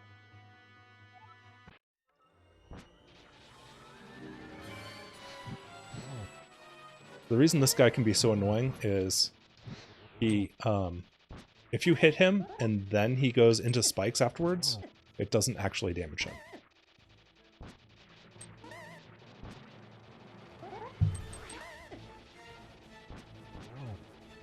So you have to hit him and have him not bounce into the spikes as he recoils. And that also means that he needs to not just hang around the spikes that are always going all over the place. Alright, he dropped a big key for me. The big key has trash in it, presumably. So we're not gonna go back and... But I already got my 2 items from in here.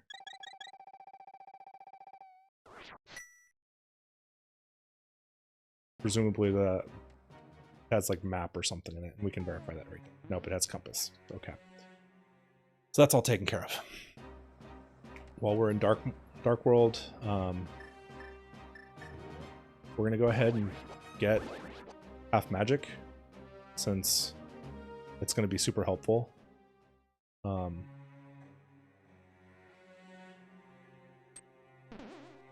Half magic makes Ganon's Tower a little more comfortable, and the Ganon fight a little more comfortable. So we're gonna go ahead and pick it up. Since we're in that neck of the woods, we're gonna do a couple other checks at the same time. Namely, we're going to be able to go ahead and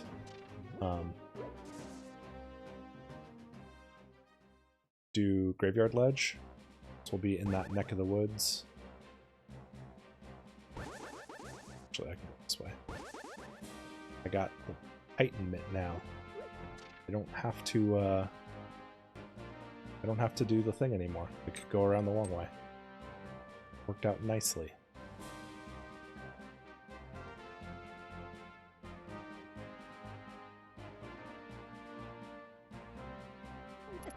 Oh. Beanie?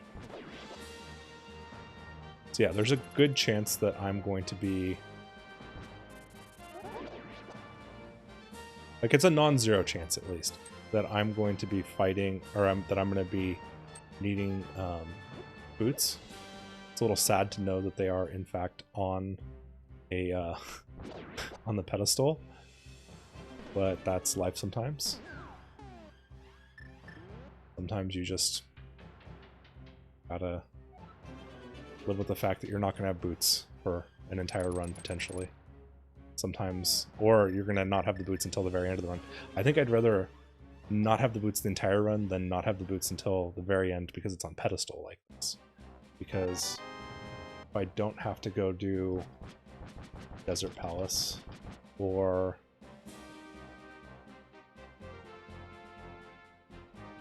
finish, yeah, if I don't have to go finish Desert Palace, it would be good. Though I've already finished the other two. Okay. So we're gonna go check Graveyard Ledge because it's in logic.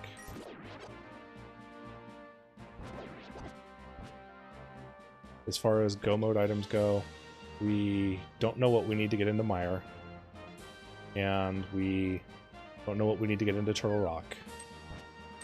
I can go beat Ice Palace, and probably will here very shortly. Probably going to save Turtle Rock for last, if possible, which means saving a bunch of Dark World Death Mountain checks until right at the end.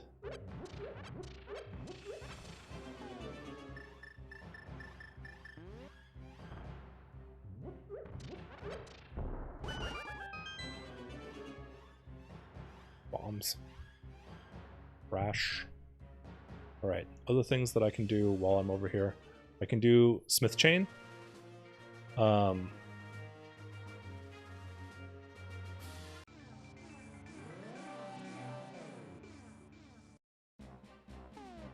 Actually, I probably do want to do Smith Chain, so I probably do want to go back to Light World. Okay, so what we're going to do here is we're going to go into Light World, we're going to hop over here, so we can go back to Kakariko, which is a faster way to Dark World version of town, because now, especially since I have Titan Mitt, I can more easily get there by going like this.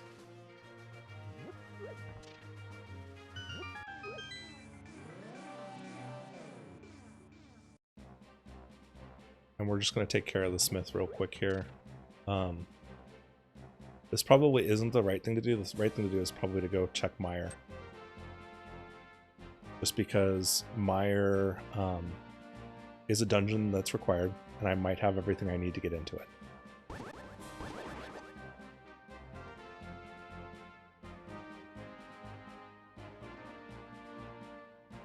But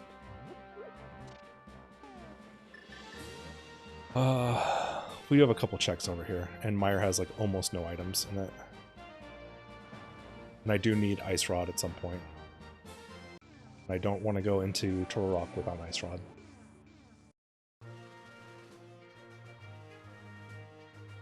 Going into Turtle Rock without Ice Rod is kind of a nightmare. It's like a nightmare scenario because if you don't end up getting Ice Rod in Turtle Rock, then you end up having to go all the way through Turtle Rock a second time, which seems really bad.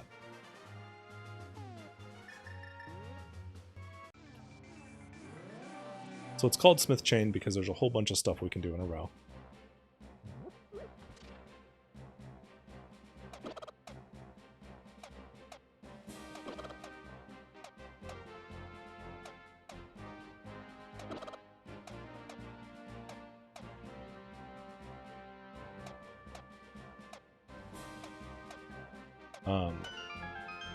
You know, I just got the Smith, now I've got another item here.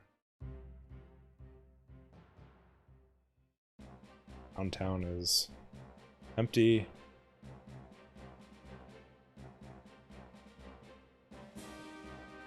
We're gonna go ahead and just do all of Smith Chain, because why not? Not really anything else I need to do in Dark World per se just yet. So we're gonna go ahead and just take this through the Light World instead, because it's a little calmer. I haven't seen the shovel yet, so still can't do flute check. But there's 3 items we can do outside of Mire, or we can do Mire Shed, which is 2, and Checkerboard, which is 1, which are both right outside Mire. We might actually be able to do Mire, which is 2 more checks. And why am I going this way? What is my problem? My routing is bad. My logic's good, my routing is bad.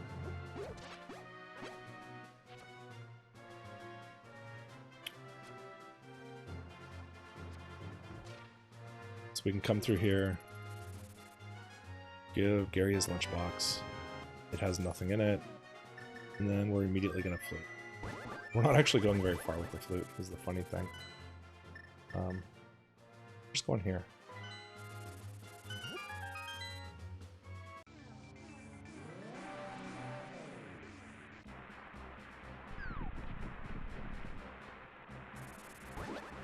I'm a little tempted to go get the boots, to be honest. Desert Palace is really all I have left to do to get the boots. And so I may end up doing that just to be able to get around a little faster. Okay, again, we're going to do some blocks deletes. That was all trash.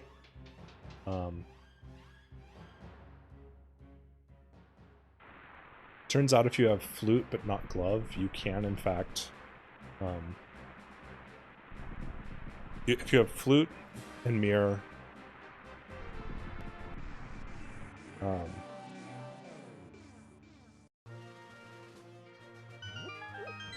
never mind. I was going to say something stupid, but... Okay. There's... Bombos. So, that's a good sign. I've got a 2/3 chance that I can get into Mire and or Turtle Rock, or 4/9, so roughly a 50% chance that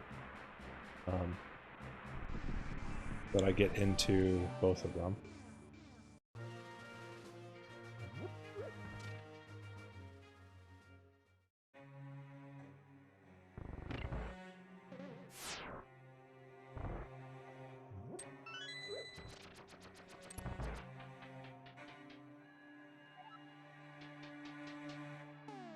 But yeah, since I'm in the vicinity of this, I'm going to go ahead and just take it out.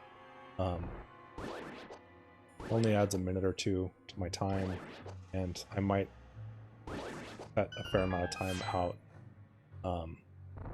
just from the fact that I'm going to have boots, which makes certain things easier. And it turns out if I needed boots for Ganon's Tower, that it will end up being a not wash of time.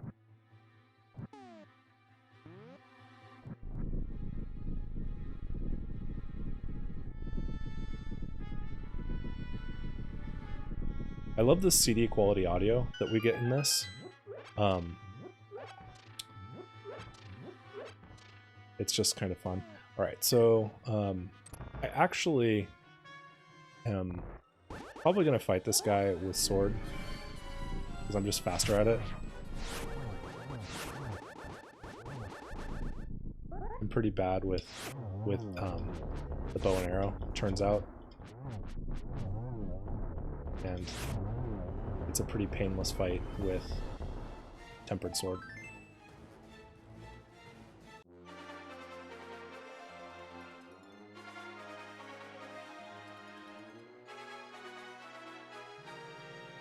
There's a helicopter flying like right over the top of my house. Super low.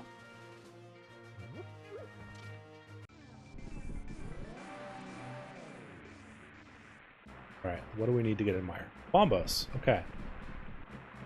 That's fitting. Alright, so we can full clear Mire. I think.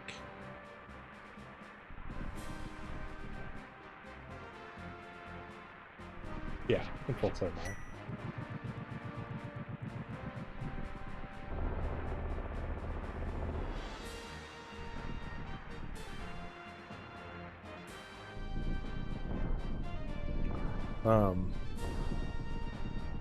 We can go get boots, like, pretty much at any point.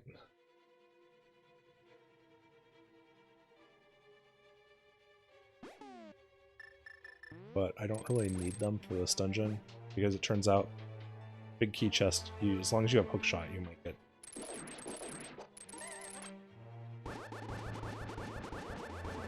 I haven't found a shield yet.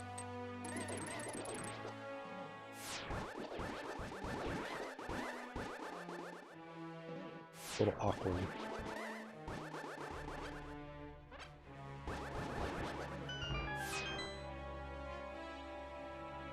Alright, so my routing is not the best in this dungeon, I will admit.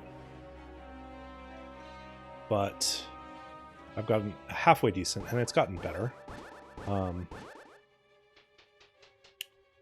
We've got 2 items in Mire.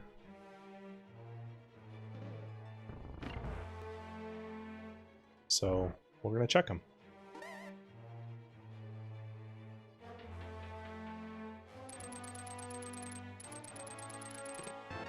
That was not one of them. That's an easy chest to miss. This is one of those dungeons that you can get more keys than you really need. In fact, I'm going to finish it with more keys than I need because sometimes the boss of this one drops keys. It can be obnoxious.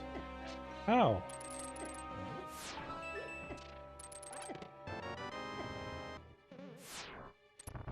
Well, that was a lot of my health in that one room. I oofed that pretty bad. That's okay. I don't mind dying in this dungeon so much because it's very modular. Like, once you hit certain milestones in it, you don't actually have to come back.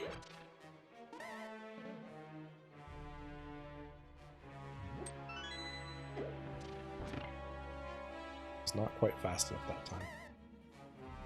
So, like, for instance, by going this way instead, I'm going to get access to another check. Like, if I went down, I could have used a key to go down. Would have been fine. Use a key. No big deal. But I could save that key, because I can get to the other side of that door pretty easily. And in the process, I get to come down here and grab another check anyway. Now, I could go through that door. There's not really any reason to. It just takes me to the exact same place that this does, basically. Like, it's literally right up there. Who cares? It's not a useful spot to be. Why would I waste a key on that? I'm sitting here at 3 keys.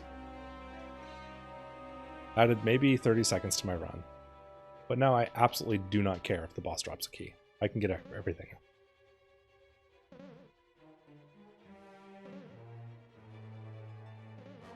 We have another chest right there. And we got a heart container. We only have 1 item left in here.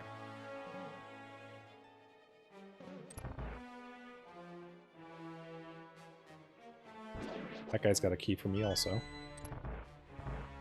Because why not, right? Now you want to make sure that blues are down when you get here. Because in the next room you really need them down. That chest right there. Which is the big key. Which is nice. I'm going to avoid taking some damage as I move into this next room. As you can see, that would have been... Oh, I still got hit by that other guy first, but... That would have been a couple of hits.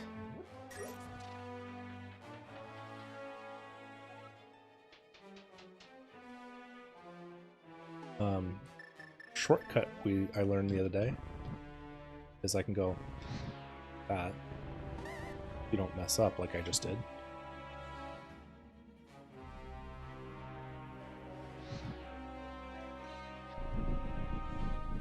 You can also just push them and use the lamp, but if you push it at just the right time as if you push the Y button just the right time as you're pushing the block, you can send fire straight through the block and light the thing. It's a little quicker.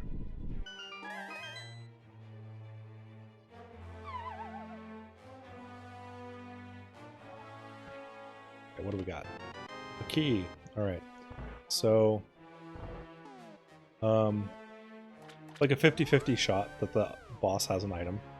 We're going to go ahead and assume that he does. Yeah. We're going to assume that he does.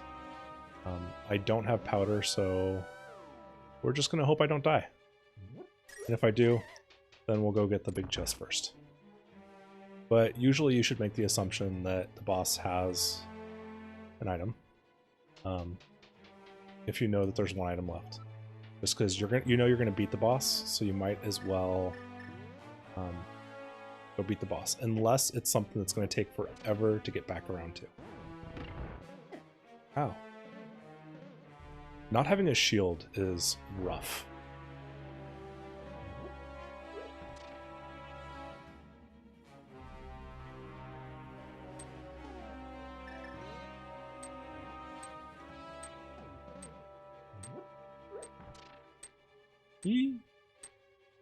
Right. We have to change which ones are down right here. Excuse me. I don't know if you saw that, but it just like bounced off the crystal without changing.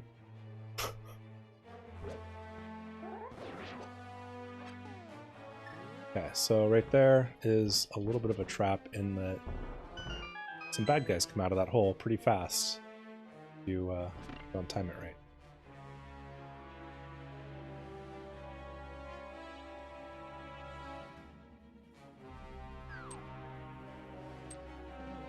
Yes, if you have PTSD from the Wall Masters in Skull Woods, the sound of things dropping here are not, in fact, Wall Masters.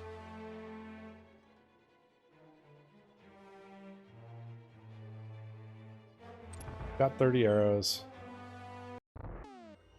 Also have a silly bee. I'm gonna go ahead and let the bee out.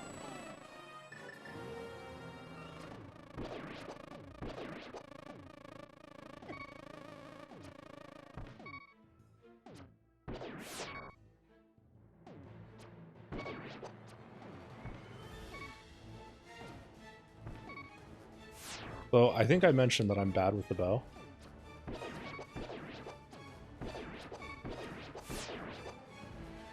But sometimes I do okay. This is one of those times. 2 arrows to kill that guy. What is this? Shenanigans. Okay, there's my other item.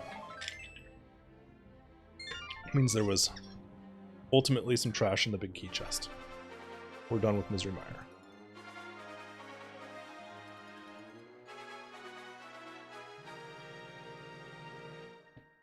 Oh.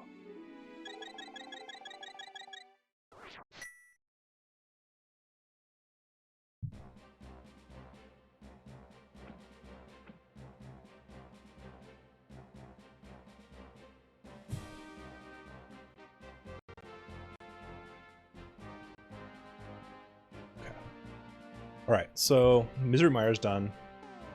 We've got Ice Palace.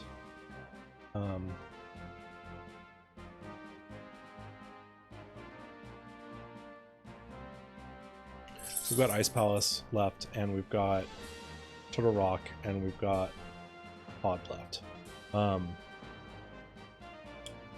Personally, I'm leaning towards Ice Palace, and then probably Pod, then up Death Mountain. But one thing I do want to do is, since I'm done over here, and I do have all the stuff, I am going to go ahead and get my boots.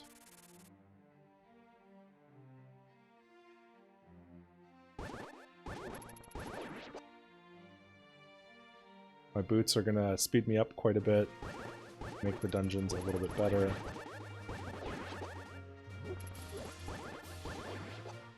Make traversing the world a little bit better.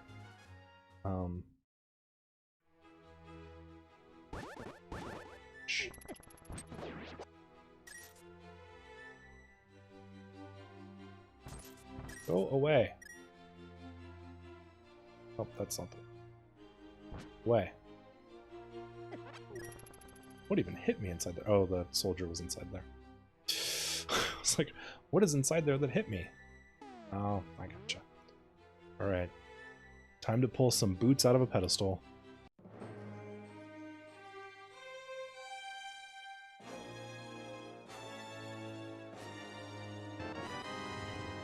Yay! Gotta go fast.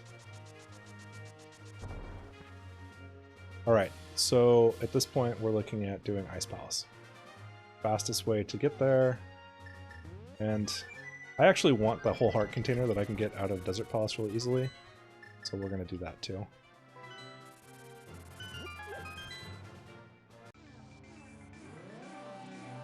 It'll make life a little bit easier. We have just a little tiny bit more health. Bonk.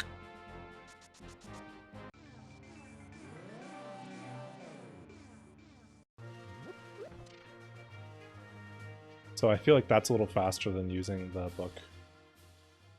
Maybe I'm wrong.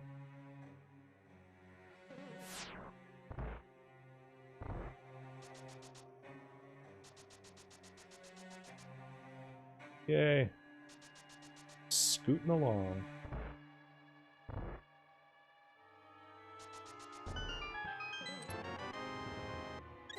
Ow. This guy's hurt. Let's get back in. That's all we needed.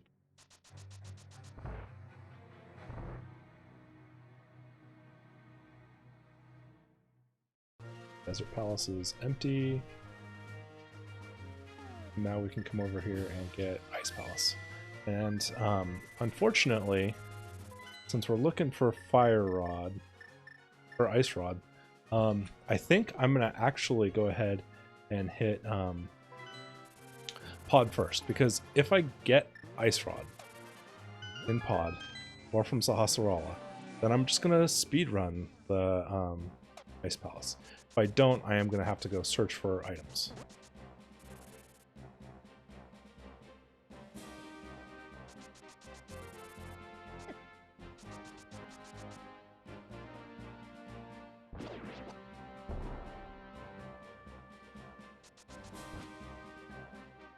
Got everything we need to beat Pod.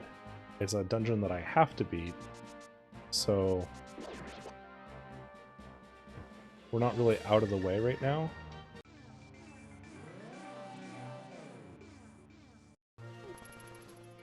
You know what? We're gonna...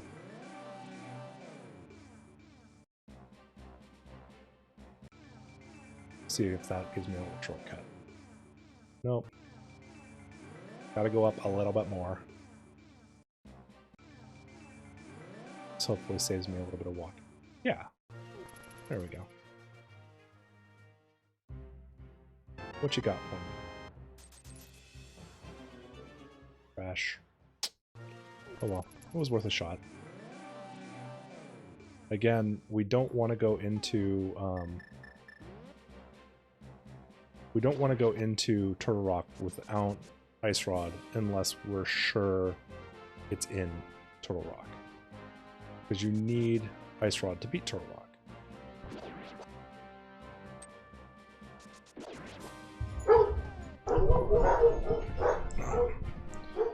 Sounds like my son is home. And hopefully my wife is grabbing him. Oh.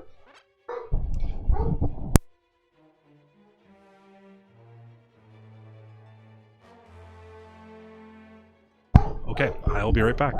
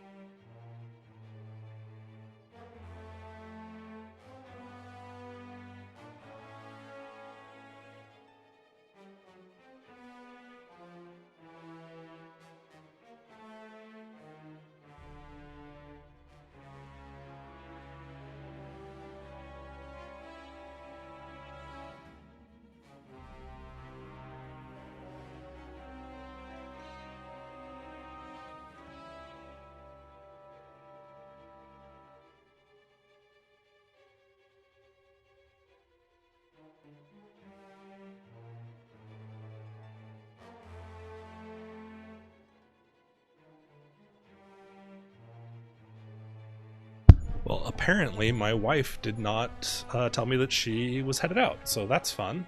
Sorry about that 5-minute break or whatever that we just had in the middle there. That was not something that I realized was going to happen. I thought for sure that I wasn't in charge of taking care of the kid in the middle of the day today.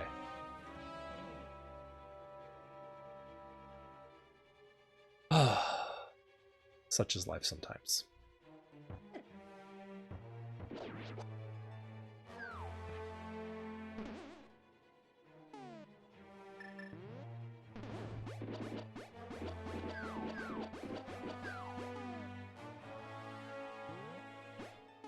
There we go. Fun times.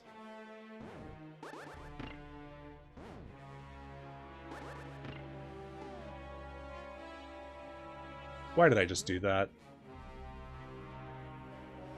Oh my gosh. I'm being a dork. I don't need... I'm being ridiculous is what this comes down to. I was like in, oh, it's time to run this dungeon mode. But like, I already did run this dungeon. All that I have left is the boss. That's what happens when you get all flustered when your 4-year-old comes in and throws a big temper tantrum. That's right, I have silvers. Silvers make everything easier.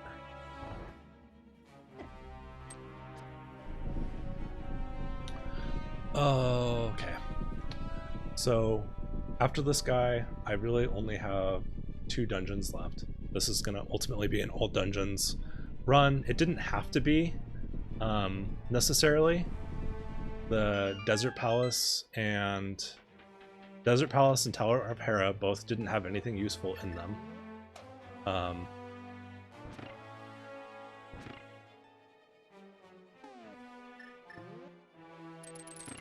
Skull Woods did have something useful in it, which is why we ultimately finished Skull Woods.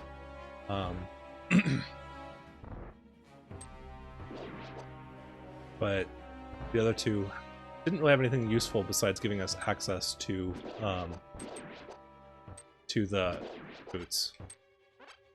Those guys are dropping bombs.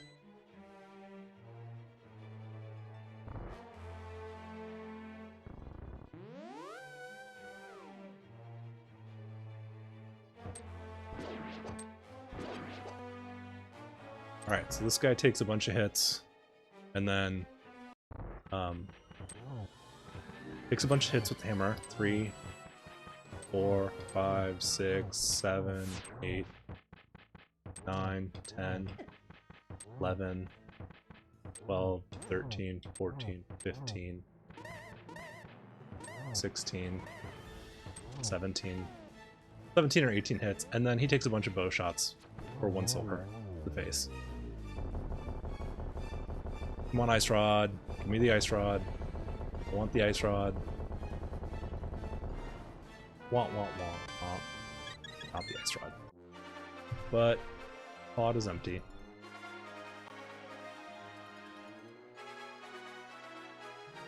So I can take all my notes off that I had right there. I don't need them anymore. I've got a couple of Light World checks that I'm going to do real quick here. After I check Catfish. Because maybe Catfish has it. Ow!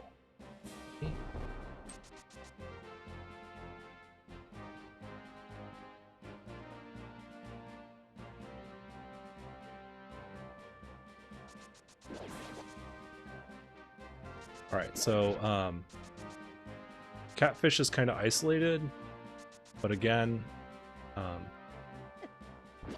I don't really want to go into Turtle Rock without Ice Rod, and I don't really want to have to do a full run of Ice Palace. So we're gonna check a couple of spots as quickly as we can instead of running full Ice Palace, and if it happens to be an Ice Palace, it happens to be an Ice Palace.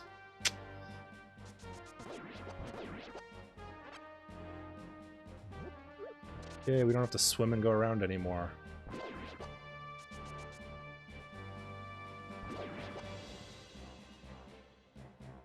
If I wanted to, I could go in there and buy a basic shield, but still, the very first time I find a shield, it won't actually give me an item.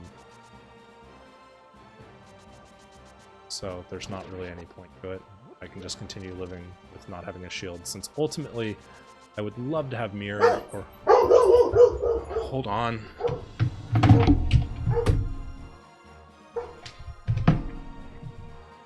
No barking!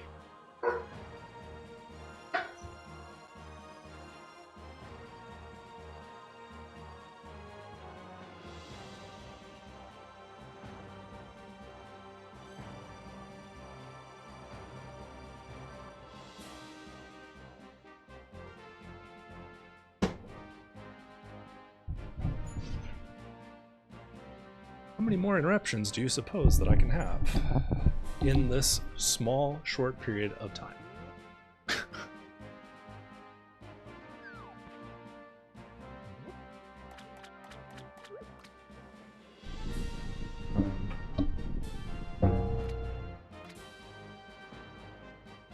What do you got for me? Trash? Okay. Catfish has trash. I should just change his name to Trashfish.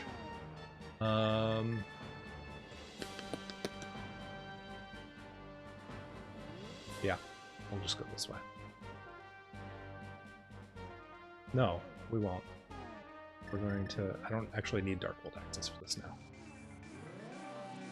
Everything that I need to do, I'm going to do from the light. It's faster.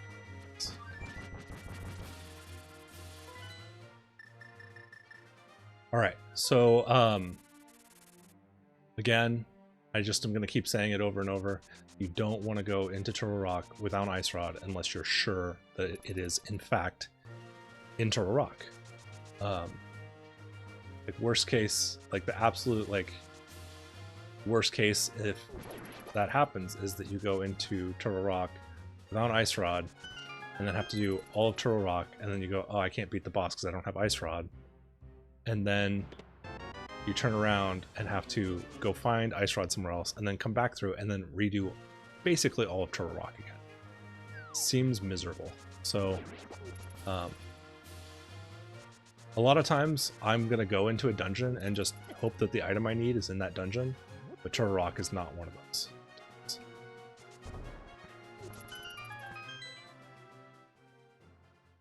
For that one, you need to dash into it. Easy to forget that you need to dash that one. Okay, there's powder. Powder's nice, but not strictly required. So,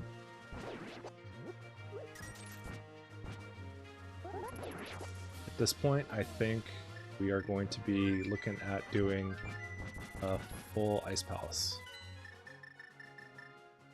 So let's go do that.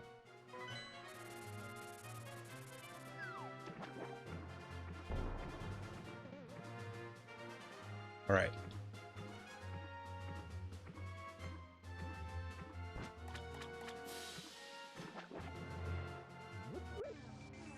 I have all the rupees.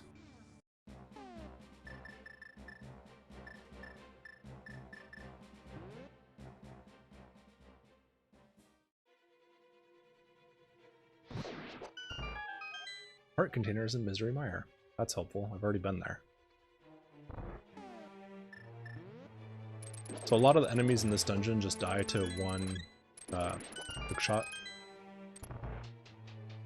You're going to see me using hookshot a lot in here. If I get Ice Rod early in this run, we will not be full clearing it, otherwise we probably will, just because I don't really want to come back here.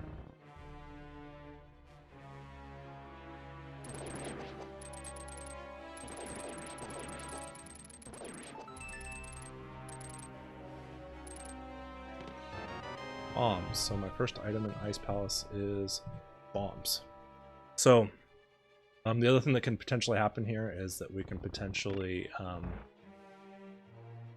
end up getting all of the items in Ice Palace relatively early and have not having one of them be Ice Rod and then still speedrunning it. Because there's a big bunch of stuff you don't actually necessarily have to do.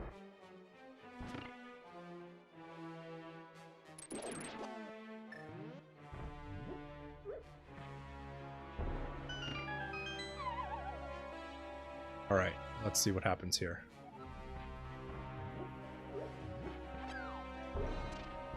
That was lame.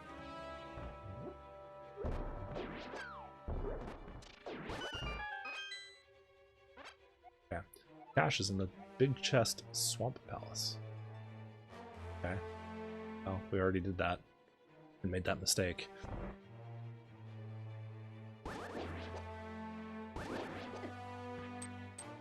Come on.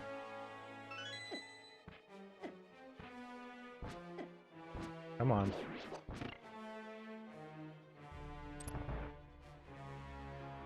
Oops.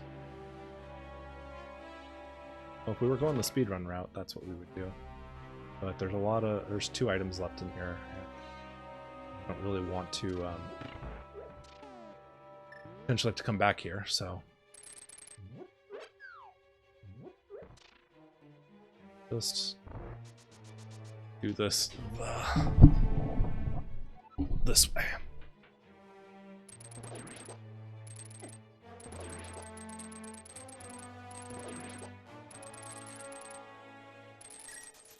Can we stop just going back and forth, guys? Come on. Okay. No big key yet. Maybe we'll get lucky and big key will be in this big key chest. Or, even better, maybe we'll get lucky and ice rod will be in this chest right here.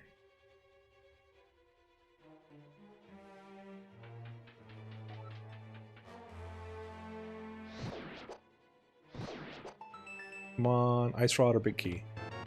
Compass. Lame.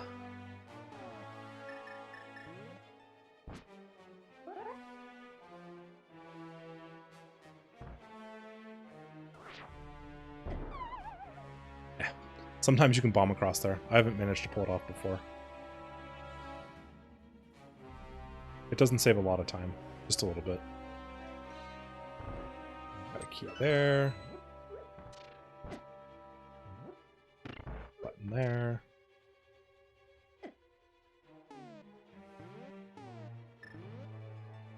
Come on. Ice physics are rough in this game. Alright, well, since we got stuck on that corner, we'll just go ahead and take another pass at it.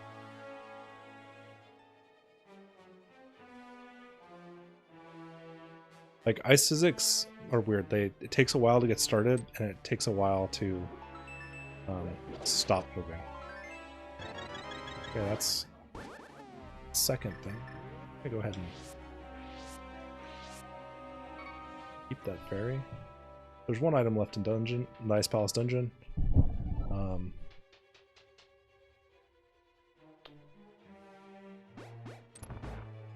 We're not fighting any of you guys. Come on.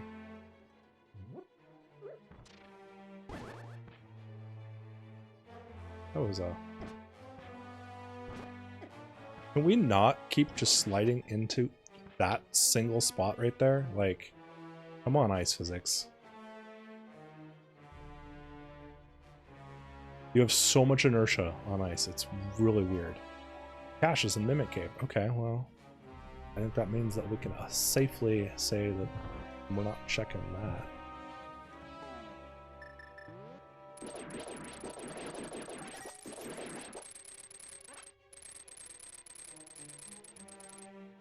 This is Mimic Cave right here. It won't let us actually check that off.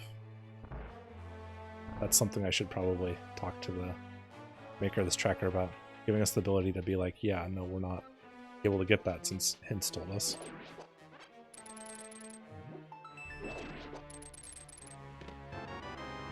Where's map? Lame. So we still don't have big key. That means boss can potentially have the big key here, I think. Maybe not. Probably not.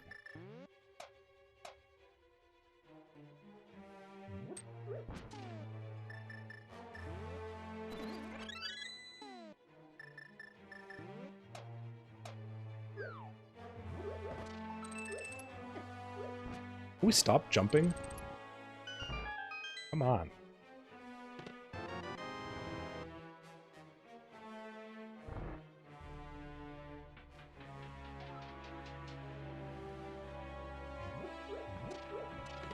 Big key.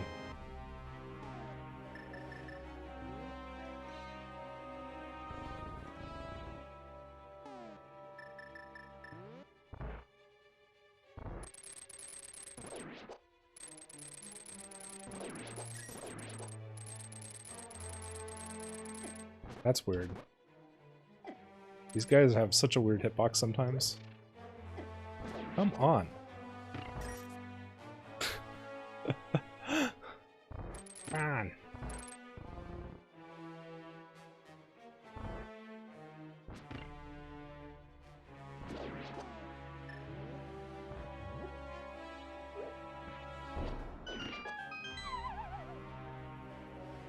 This is the only dungeon I think I've ever run out of bombs on.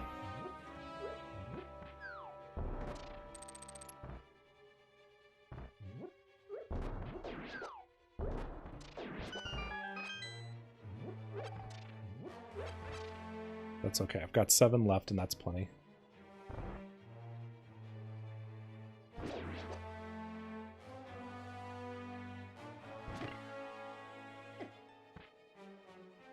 All right. So we're going to do this the improper way this time.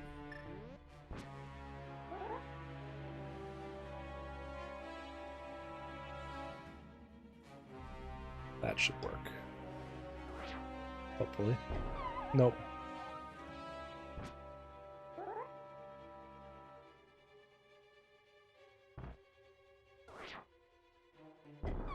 What is the problem I'm having?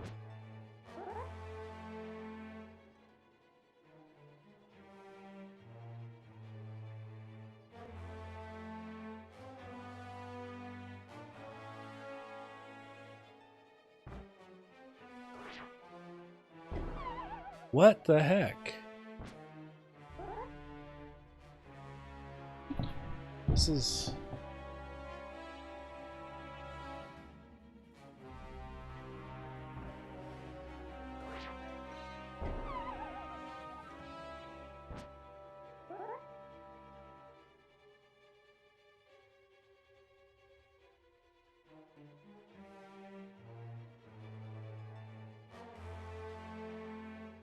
Be nice if that little star wasn't shining right there at the tip.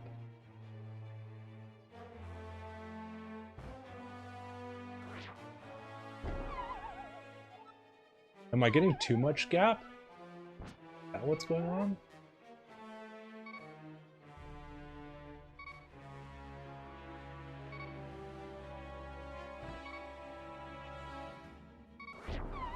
Alright.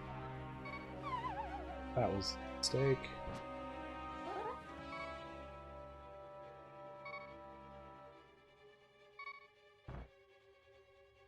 That's not gonna work. That was stupidity on my part. That's okay. We'll try it a few more times. I haven't messed this up in so long, and now I've messed it up like a whole bunch of times in a row, and that's really weird. I don't really... Oh, I'm out of bombs. Okay, well then I guess we're just gonna do it the slightly more legit way. Because I do have Cane of Samaria.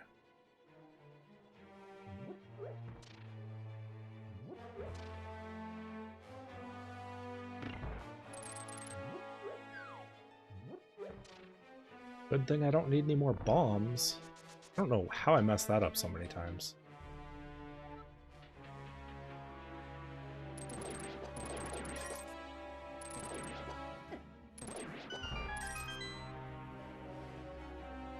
Okay.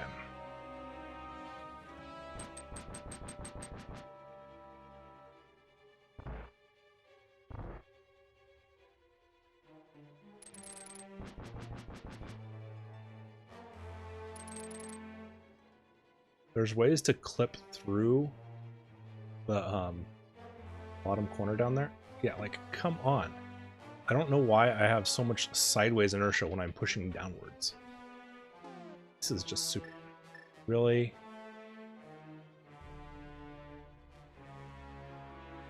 Alright.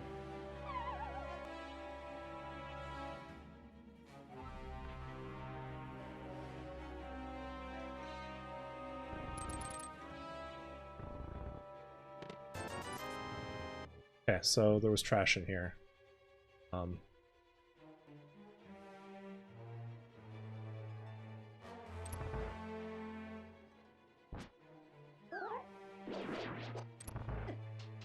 This isn't how you're supposed to go about doing this, but it's okay, right? It's okay, TM. I have cane, so I don't really have to worry a whole lot about stuff.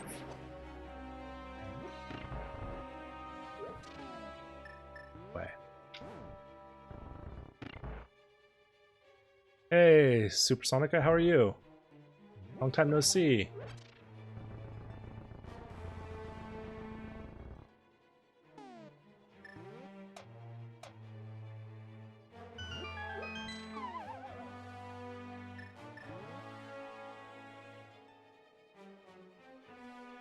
Yeah? Nice. I haven't actually played Blue Burst in a little while. I keep, like, wanting to, and then things get in the way. I don't know. Oh, that doesn't work.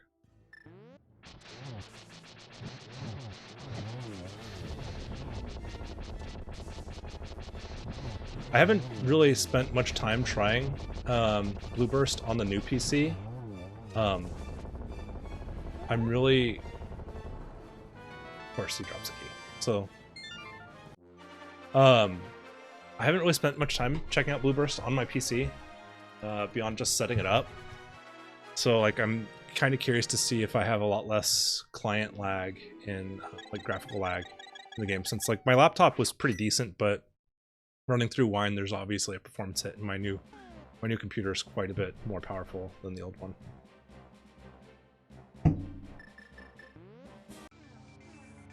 Alright, so we're gonna go ahead and jump into doing Big Bomb and Fat Fairy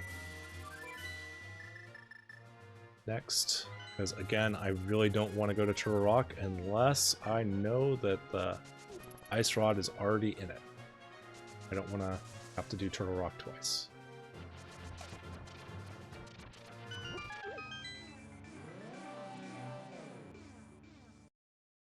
So if you hold dash and item at the same time, you can do a dash, item dash, which in a couple spots saves you a little time, but other places it's just kind of swaggy.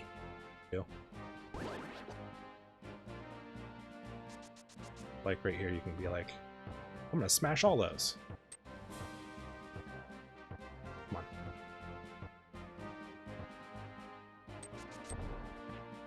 on. Oh, you can't smash those. They're not pots. They're skulls. Silly me. Alright. So right now the dream would be Fat Fairy having Ice Rod and Ether. Or actually Ice Rod and Shield. Or Shield and Shield maybe? I don't know. I really... If I can have Mirror Shield before Turtle Rock, it's nice, but if I don't have Mirror Shield, I don't just have to take more damage in Turtle Rock. There's some spots that are really hard to avoid taking damage.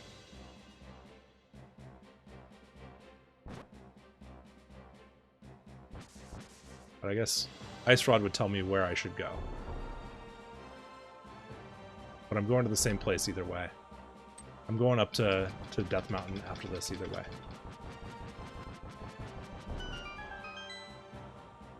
Alright, what do we got? What do we got? What do we got? What do we got? Trash. More trash. Got a trash sandwich. Okay.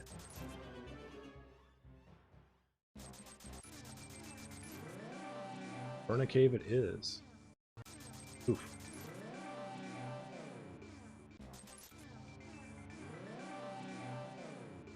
Oh my gosh, come on. Alright. Just gonna go right here.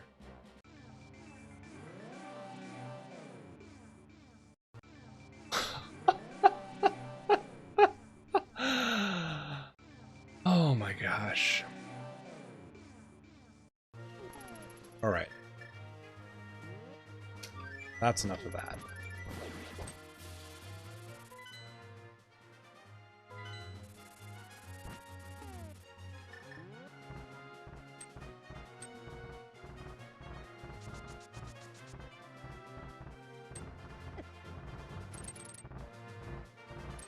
You do the same trick that you did, that I just did with the hammer and boots, but using the glove and boots. Then if you touch a set of stairs, you'll go into super speed mode and have full dashing speed, except you won't be able to use your sword until you get hit or jump off something. And you have full control. So it's a cool trick, but only a few places that it's actually very practical. So we're going to check Burn a Cave over here, just because. Why not? It's one of our last checks.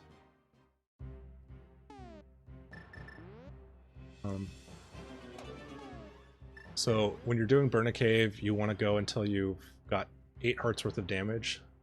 So that's 6 more for me. So 1, 2, 3, 4, 5, 6, 7. So that was 2 too many because of mistimed button presses. Again, I'm bad at execution in the game. The reason you do that is because there's literally 8 hearts over here. So you can basically refill your life most of the way or all the way. Lame.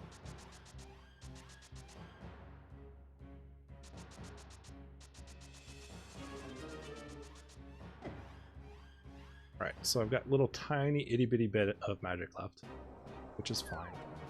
We'll find some more here in just a minute. But we're gonna check Eastern Death Mountain now. Eastern Death Mountain has a lot of items. We also know that our Ice Rod is either in Eastern Death Mountain or Turtle Rock at this point. Sure, I'll spend 10 rupees to refill a heart.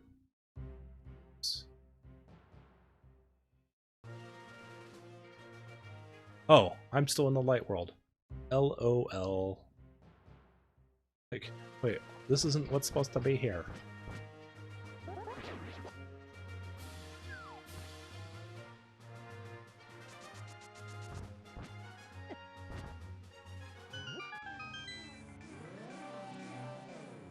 I've got something like 6 item checks that I can do over here now. Hopefully we get Ice Rod. I am gonna spend 10 rupees on a heart though. Why not?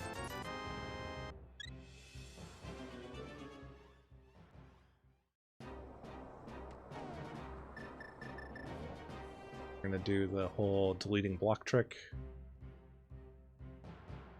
There are other ways to get over here than this, but this is the fastest. Have to go up a couple sets of stairs, fall down, and go up again, down again, or you can just do that.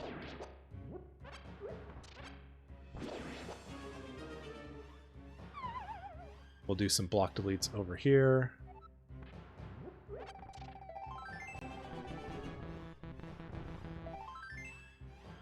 Heart pieces. Pieces, all pieces, all pieces.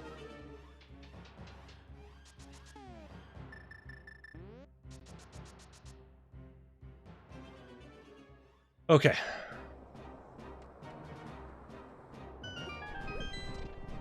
So clearly we're not going to need ether to get into Turtle Rock. Or if we do, it's going to be in this cave. Because there are no other checks. As you can see, I'm showing you basically every check in the game. Not necessarily gathering every check in the game, but I'm showing it to you. Probably not going to show you all of the Turtle Rock checks, or not Turtle Rock, but all of the checks in Ganon's Tower. There's all kinds of fun for you to find in Ganon's Tower yourself.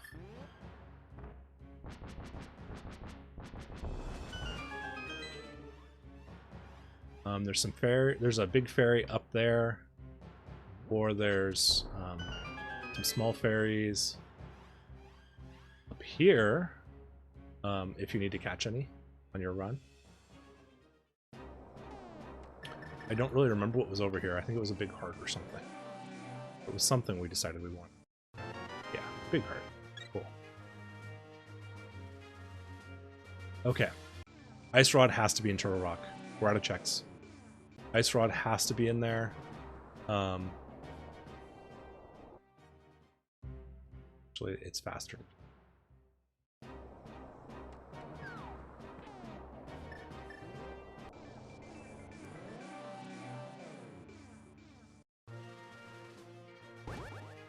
Ugh, come on.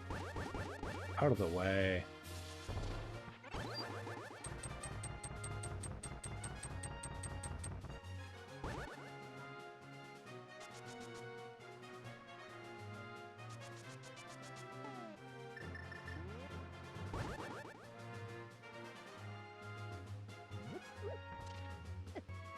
Got to do this in the specific order. That way, if you don't, it doesn't open. Okay, so we know that Mire is not Ether. It's Quake. Or, I mean, that Turtle Rock isn't Ether.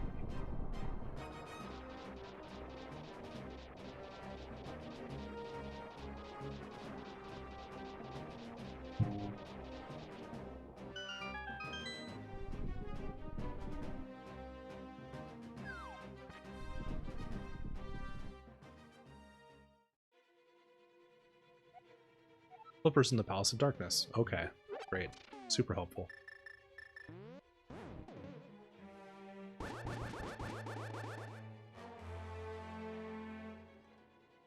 So we're going to be looking at a full clear of Turtle Rock because we definitely have to have Ice Rod to beat this.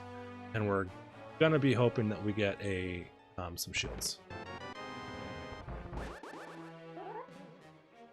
Gotta walk backwards through this door, it won't let.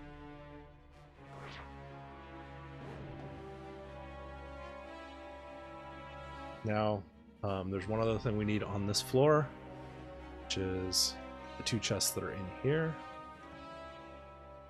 You're going to go through a lot of magic in this dungeon, and it's okay.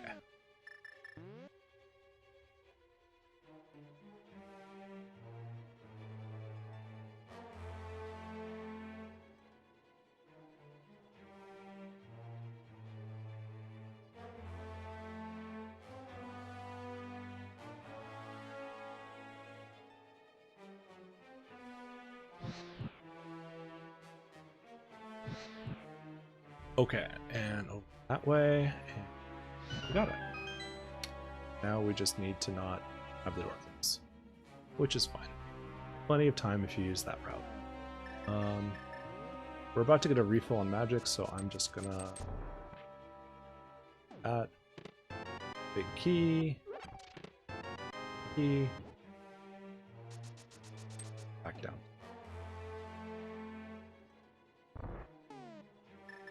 Because you're going to get a full magic right here. Okay. And another one right there, apparently. Okay, this guy. If you spin him near a wall, you can potentially hit him twice, giving you a little extra hit. Really?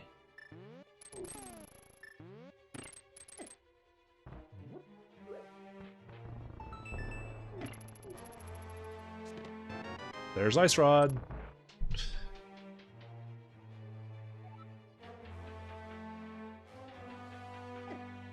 Alright, so we've got everything in. Not having ether is a little troublesome. I might actually have to look at a map in Gan's Tower for one, where ether makes a pathway invisible, but it's doable without it. And maybe we'll get lucky and find it in here also.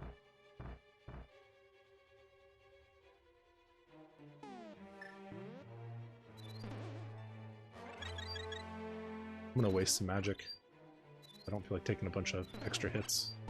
I usually try and avoid taking some of these hits.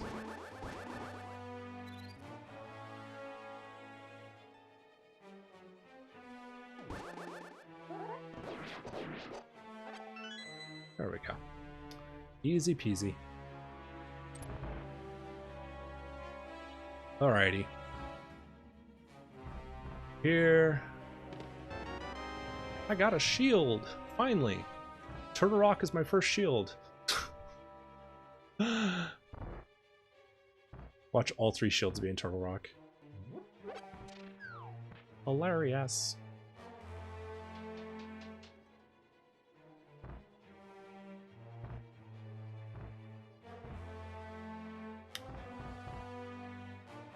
Okay.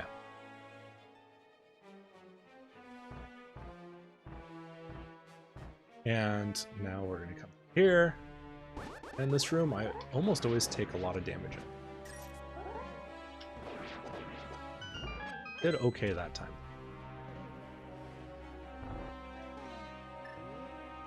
Bomb here in a second. Second, not second. I don't know why I say second pretty often. Alright, so normally we would do Mimic Cave by going back to the light world right here. You kill the stuff inside, there's a chest. There's nothing in it in this playthrough, so I'm not going to do it right now. But ultimately, yeah, there's an, if you go back to light world using mirror, just outside that door, there's a door on the light world that's the only way to get there, and inside there is a chest.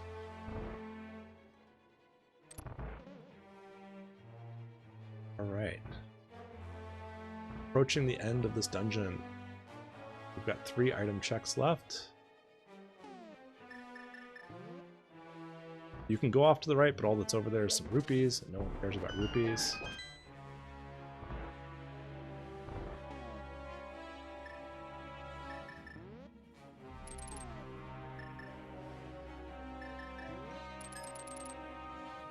Yep, that's gonna hit me. Great.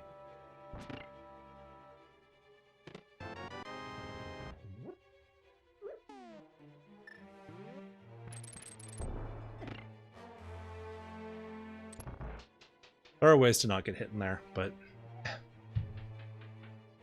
Alright. Last couple times I've done this, I've actually like messed up my button inputs. So here's to hoping that I don't mess them up this time. So far, so good. There's a lot of damage to take in this room, just from stuff spinning around. So it's nice to minimize the number of hits you take. And I didn't do too bad there. But you definitely don't want to go on a long trip around that dungeon. Okay. Here's where we're going to take some damage. So I'm actually going to go like that. And the reason why is because if I end up taking a death here, I don't want to have to redo the whole dungeon.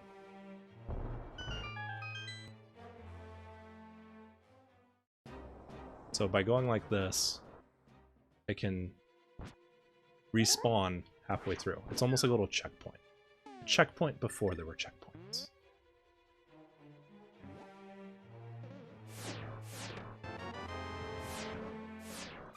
Oops.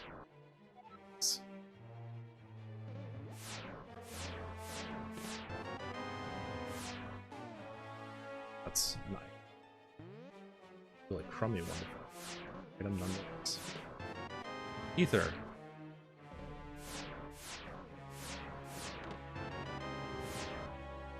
Okay, so boss has a, unfortunately he's going to have an item, or fortunately.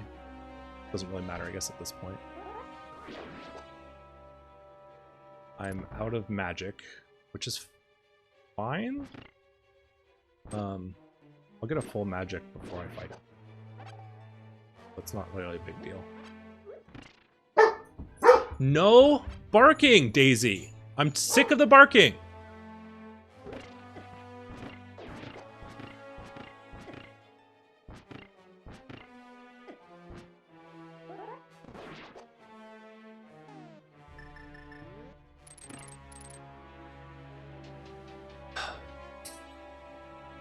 Barking her head off all day.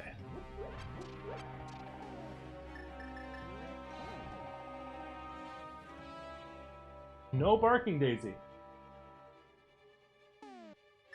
Alright, so we're gonna do Fire Rod on this guy first, because I don't like the ice physics, as I'm sure you heard me complain. And so if we take out Ice Head first, then we don't have to deal with ice physics in the middle of a boss battle.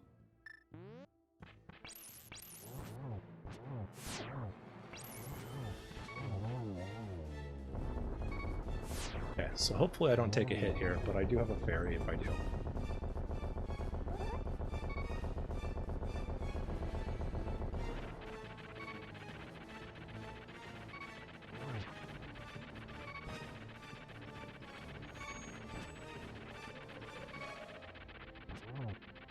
This guy's a cheater. He can actually go off the screen.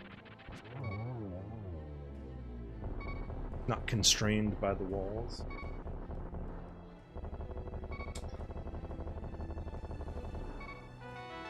Butter sword. Okay. No barking, Daisy! No barking! Okay, Turtle Rock is taken care of, and we are on our way to Ganon's Tower.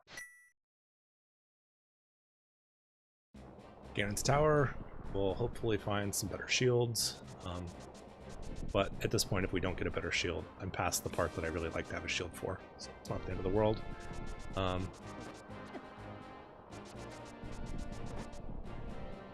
Turns out if you don't have this Temper Sword, you can't even really hit those guys back there.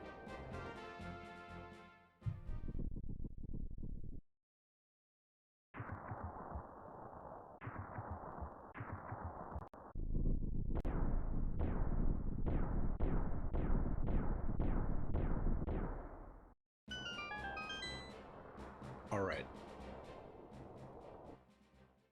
So I'm going to go left side first. Left side is just kind of the route that is best to take. And look it, boots were required. This wasn't all Dungeon Seed. There was no way we were going to get out of this without doing all of the dungeons. So I'm glad that I did. It would be really annoying if I had to go all the way back down the mountain again and then back up.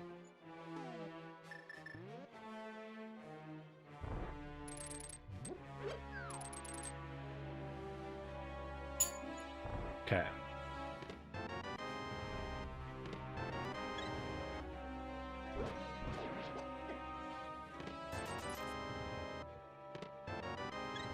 Well now.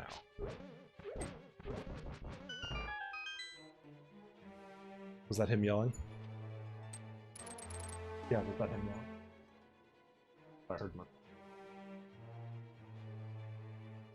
Daisy's barked.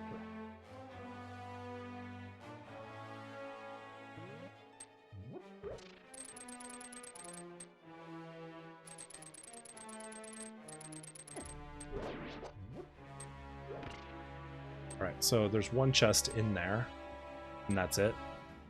And at this point, I'm really just looking for keys. So we're gonna go ahead and not...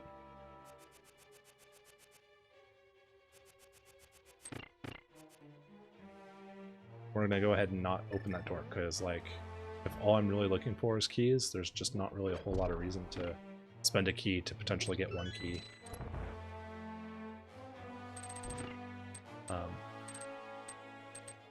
It's kind of crazy, like, how much HP I have, actually. In fact, as soon as I get one more key, I probably shouldn't have even opened that door. Or, like I said, I'm not going to go ahead and full clear this dungeon, because I have so much of the items, just because we were on a hunt for that ice rod for so long. One of those cases where if we just done what we were supposed to, just go to the dungeon, that we would have been done sooner. So there's this idea that when you're speedrunning this game, when you're doing Randomizer, you should just go to the dungeon that you need to go to next, whether or not you have the item, and hope it's there.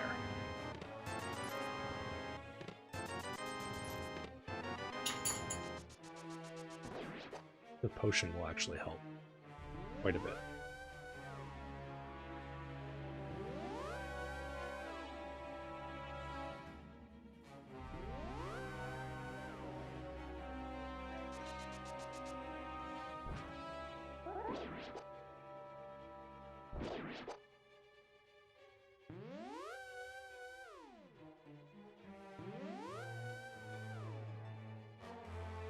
So I haven't missed any treasure chests yet, except for that one door.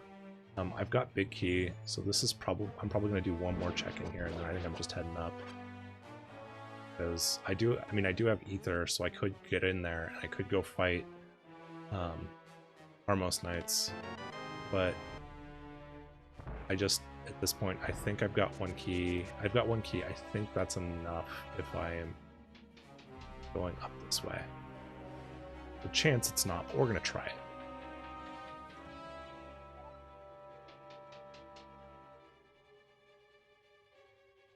So, this... Oh.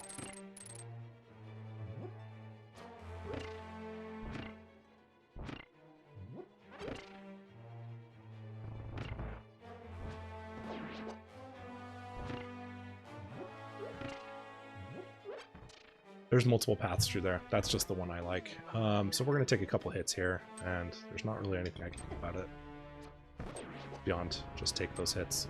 There's a way that you can make these guys walk through the floor and kill themselves, but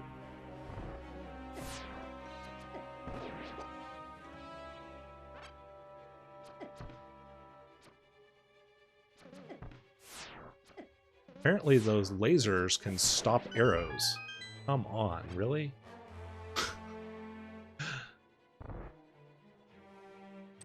Alright. And up we go. Here. You come this way and up here, and you can go like that. And those guys can't get you. And then you open that up, and then you go like that. And then you really only have to deal with 1 or 2 spikes. We're gonna come through here.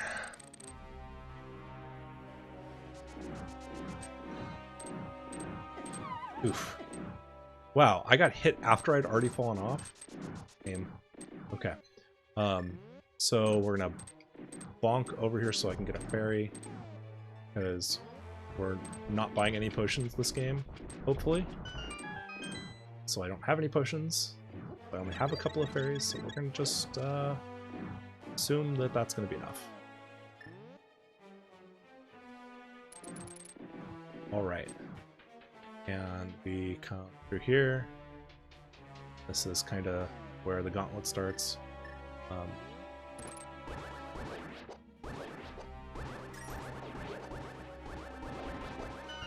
I tend to use the medallions a fair amount through here. It's one of those things that, like, people that casually play this go, but I don't want to waste my magic. Trust me. Way better to just use a little bit of magic, especially when you start getting into the ice rooms. Okay, you, sir, are going to get a silver arrow to the face if you do. Like right here. Why wouldn't you just do this?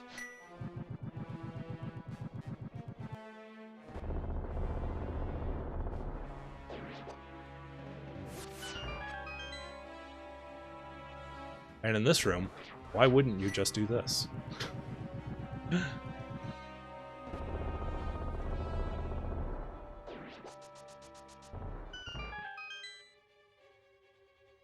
And in this room, you definitely want to do this.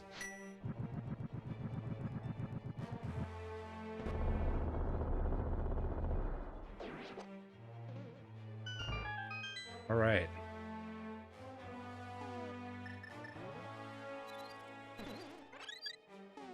I swear they put that there just to, like, heal people. I have Butter Sword. I'm not even gonna worry about using arrows on these guys. It's literally 2 hits to kill them.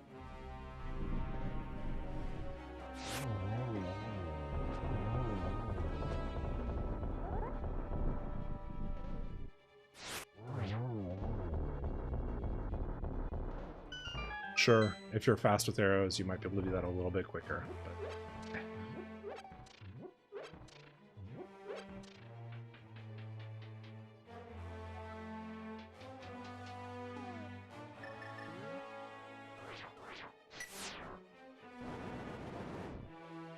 Really? Did it too soon.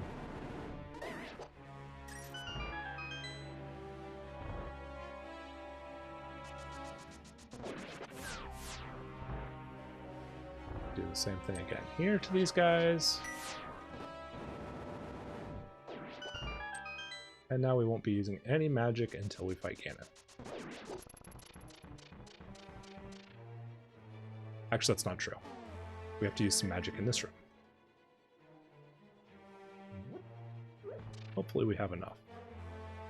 I mean, I do have a potion if we need it, but if that's the case, then I end up having to I'll end up having to go buy potions. Yeah, we got plenty. Got plenty. We have to use magic wand. And I think we even have enough right now, but now we definitely have it. We're going to take a hit right here, which is fine. Always take a hit right there, but there's no chance it'll knock me off, and there's no chance it like messes up things.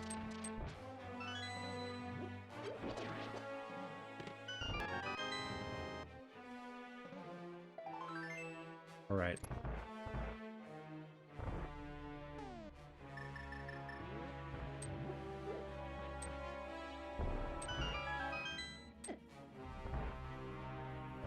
I think that right there is the last locked door in the game, if I remember correctly.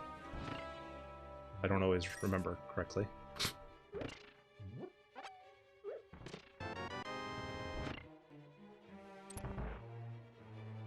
Yep. Alright.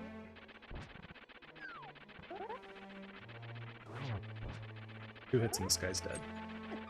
Oof. But he's gonna send me off the side first.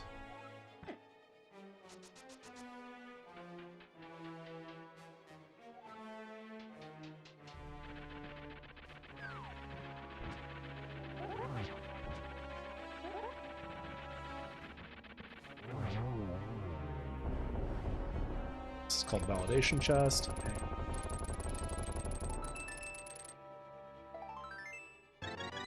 Wow. Okay.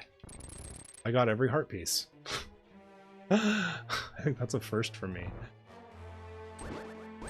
So I think really the only thing I'm missing at this point in here is shovel. Shovel and shields. Okay, so there's 2 shields and a shovel still. Or there's a shovel at the very least in Ganon's Tower, or Ganon's Tower somewhere. And probably 1 shield, because there's only 1 check outside of Ganon's Tower I haven't done, and it requires shovel.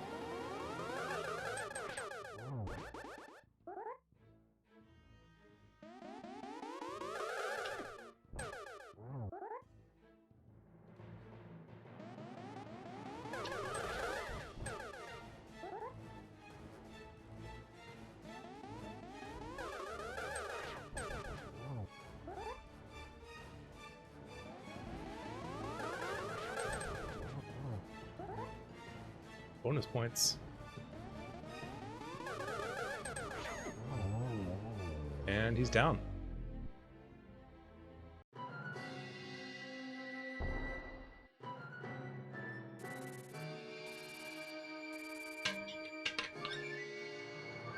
Time to get ready for Ganon fight.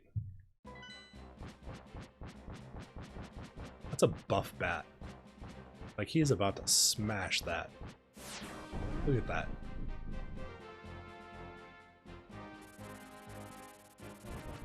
Yeah, I'm not quite full health, but that's fine.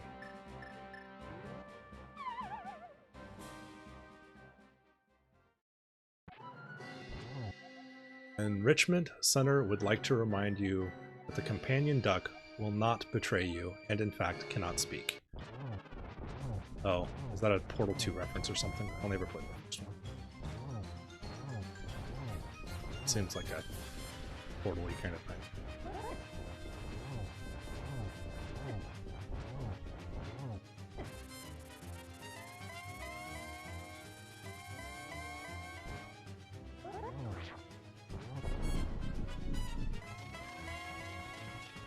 So the hardest part about this battle is not getting knocked off the side.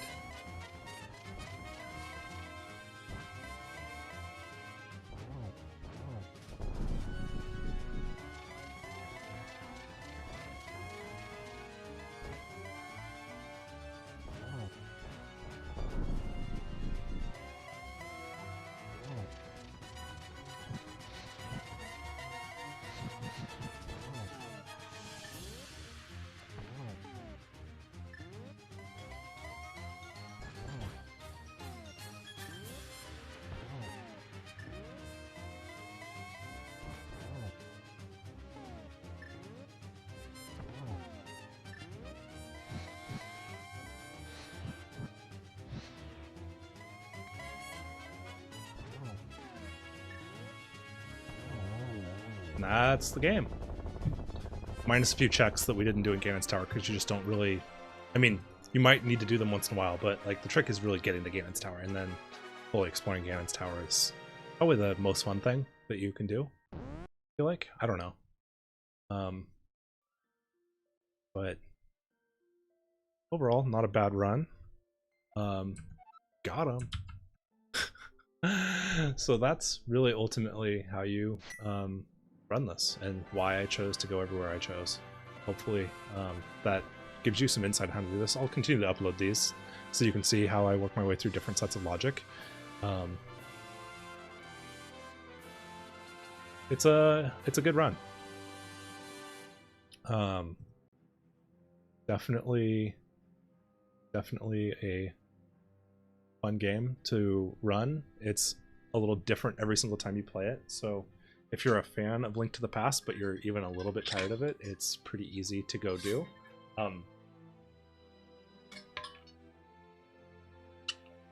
If you're curious how the seed went and where things were and all that, I am actually going to go ahead and say that's a link to the stream itself. So you can go, in fact, look to see what the spoiler for the seed was. So if you want to know where the progressive shields were, for instance.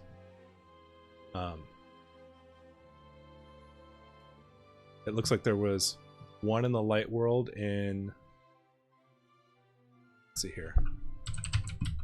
So the flute spot. So I was right, there was one there, which meant that there was one in Ganon's Tower also. The shovel was in Ganon's Tower, which we kind of deduced, and then everything else was just kind of all over. So if you're curious about playing the seed yourself, you definitely can with the link that I posted to the chat right there. If you're watching this on YouTube, you might have to pause and look at it real closely. But yeah, that's the run. And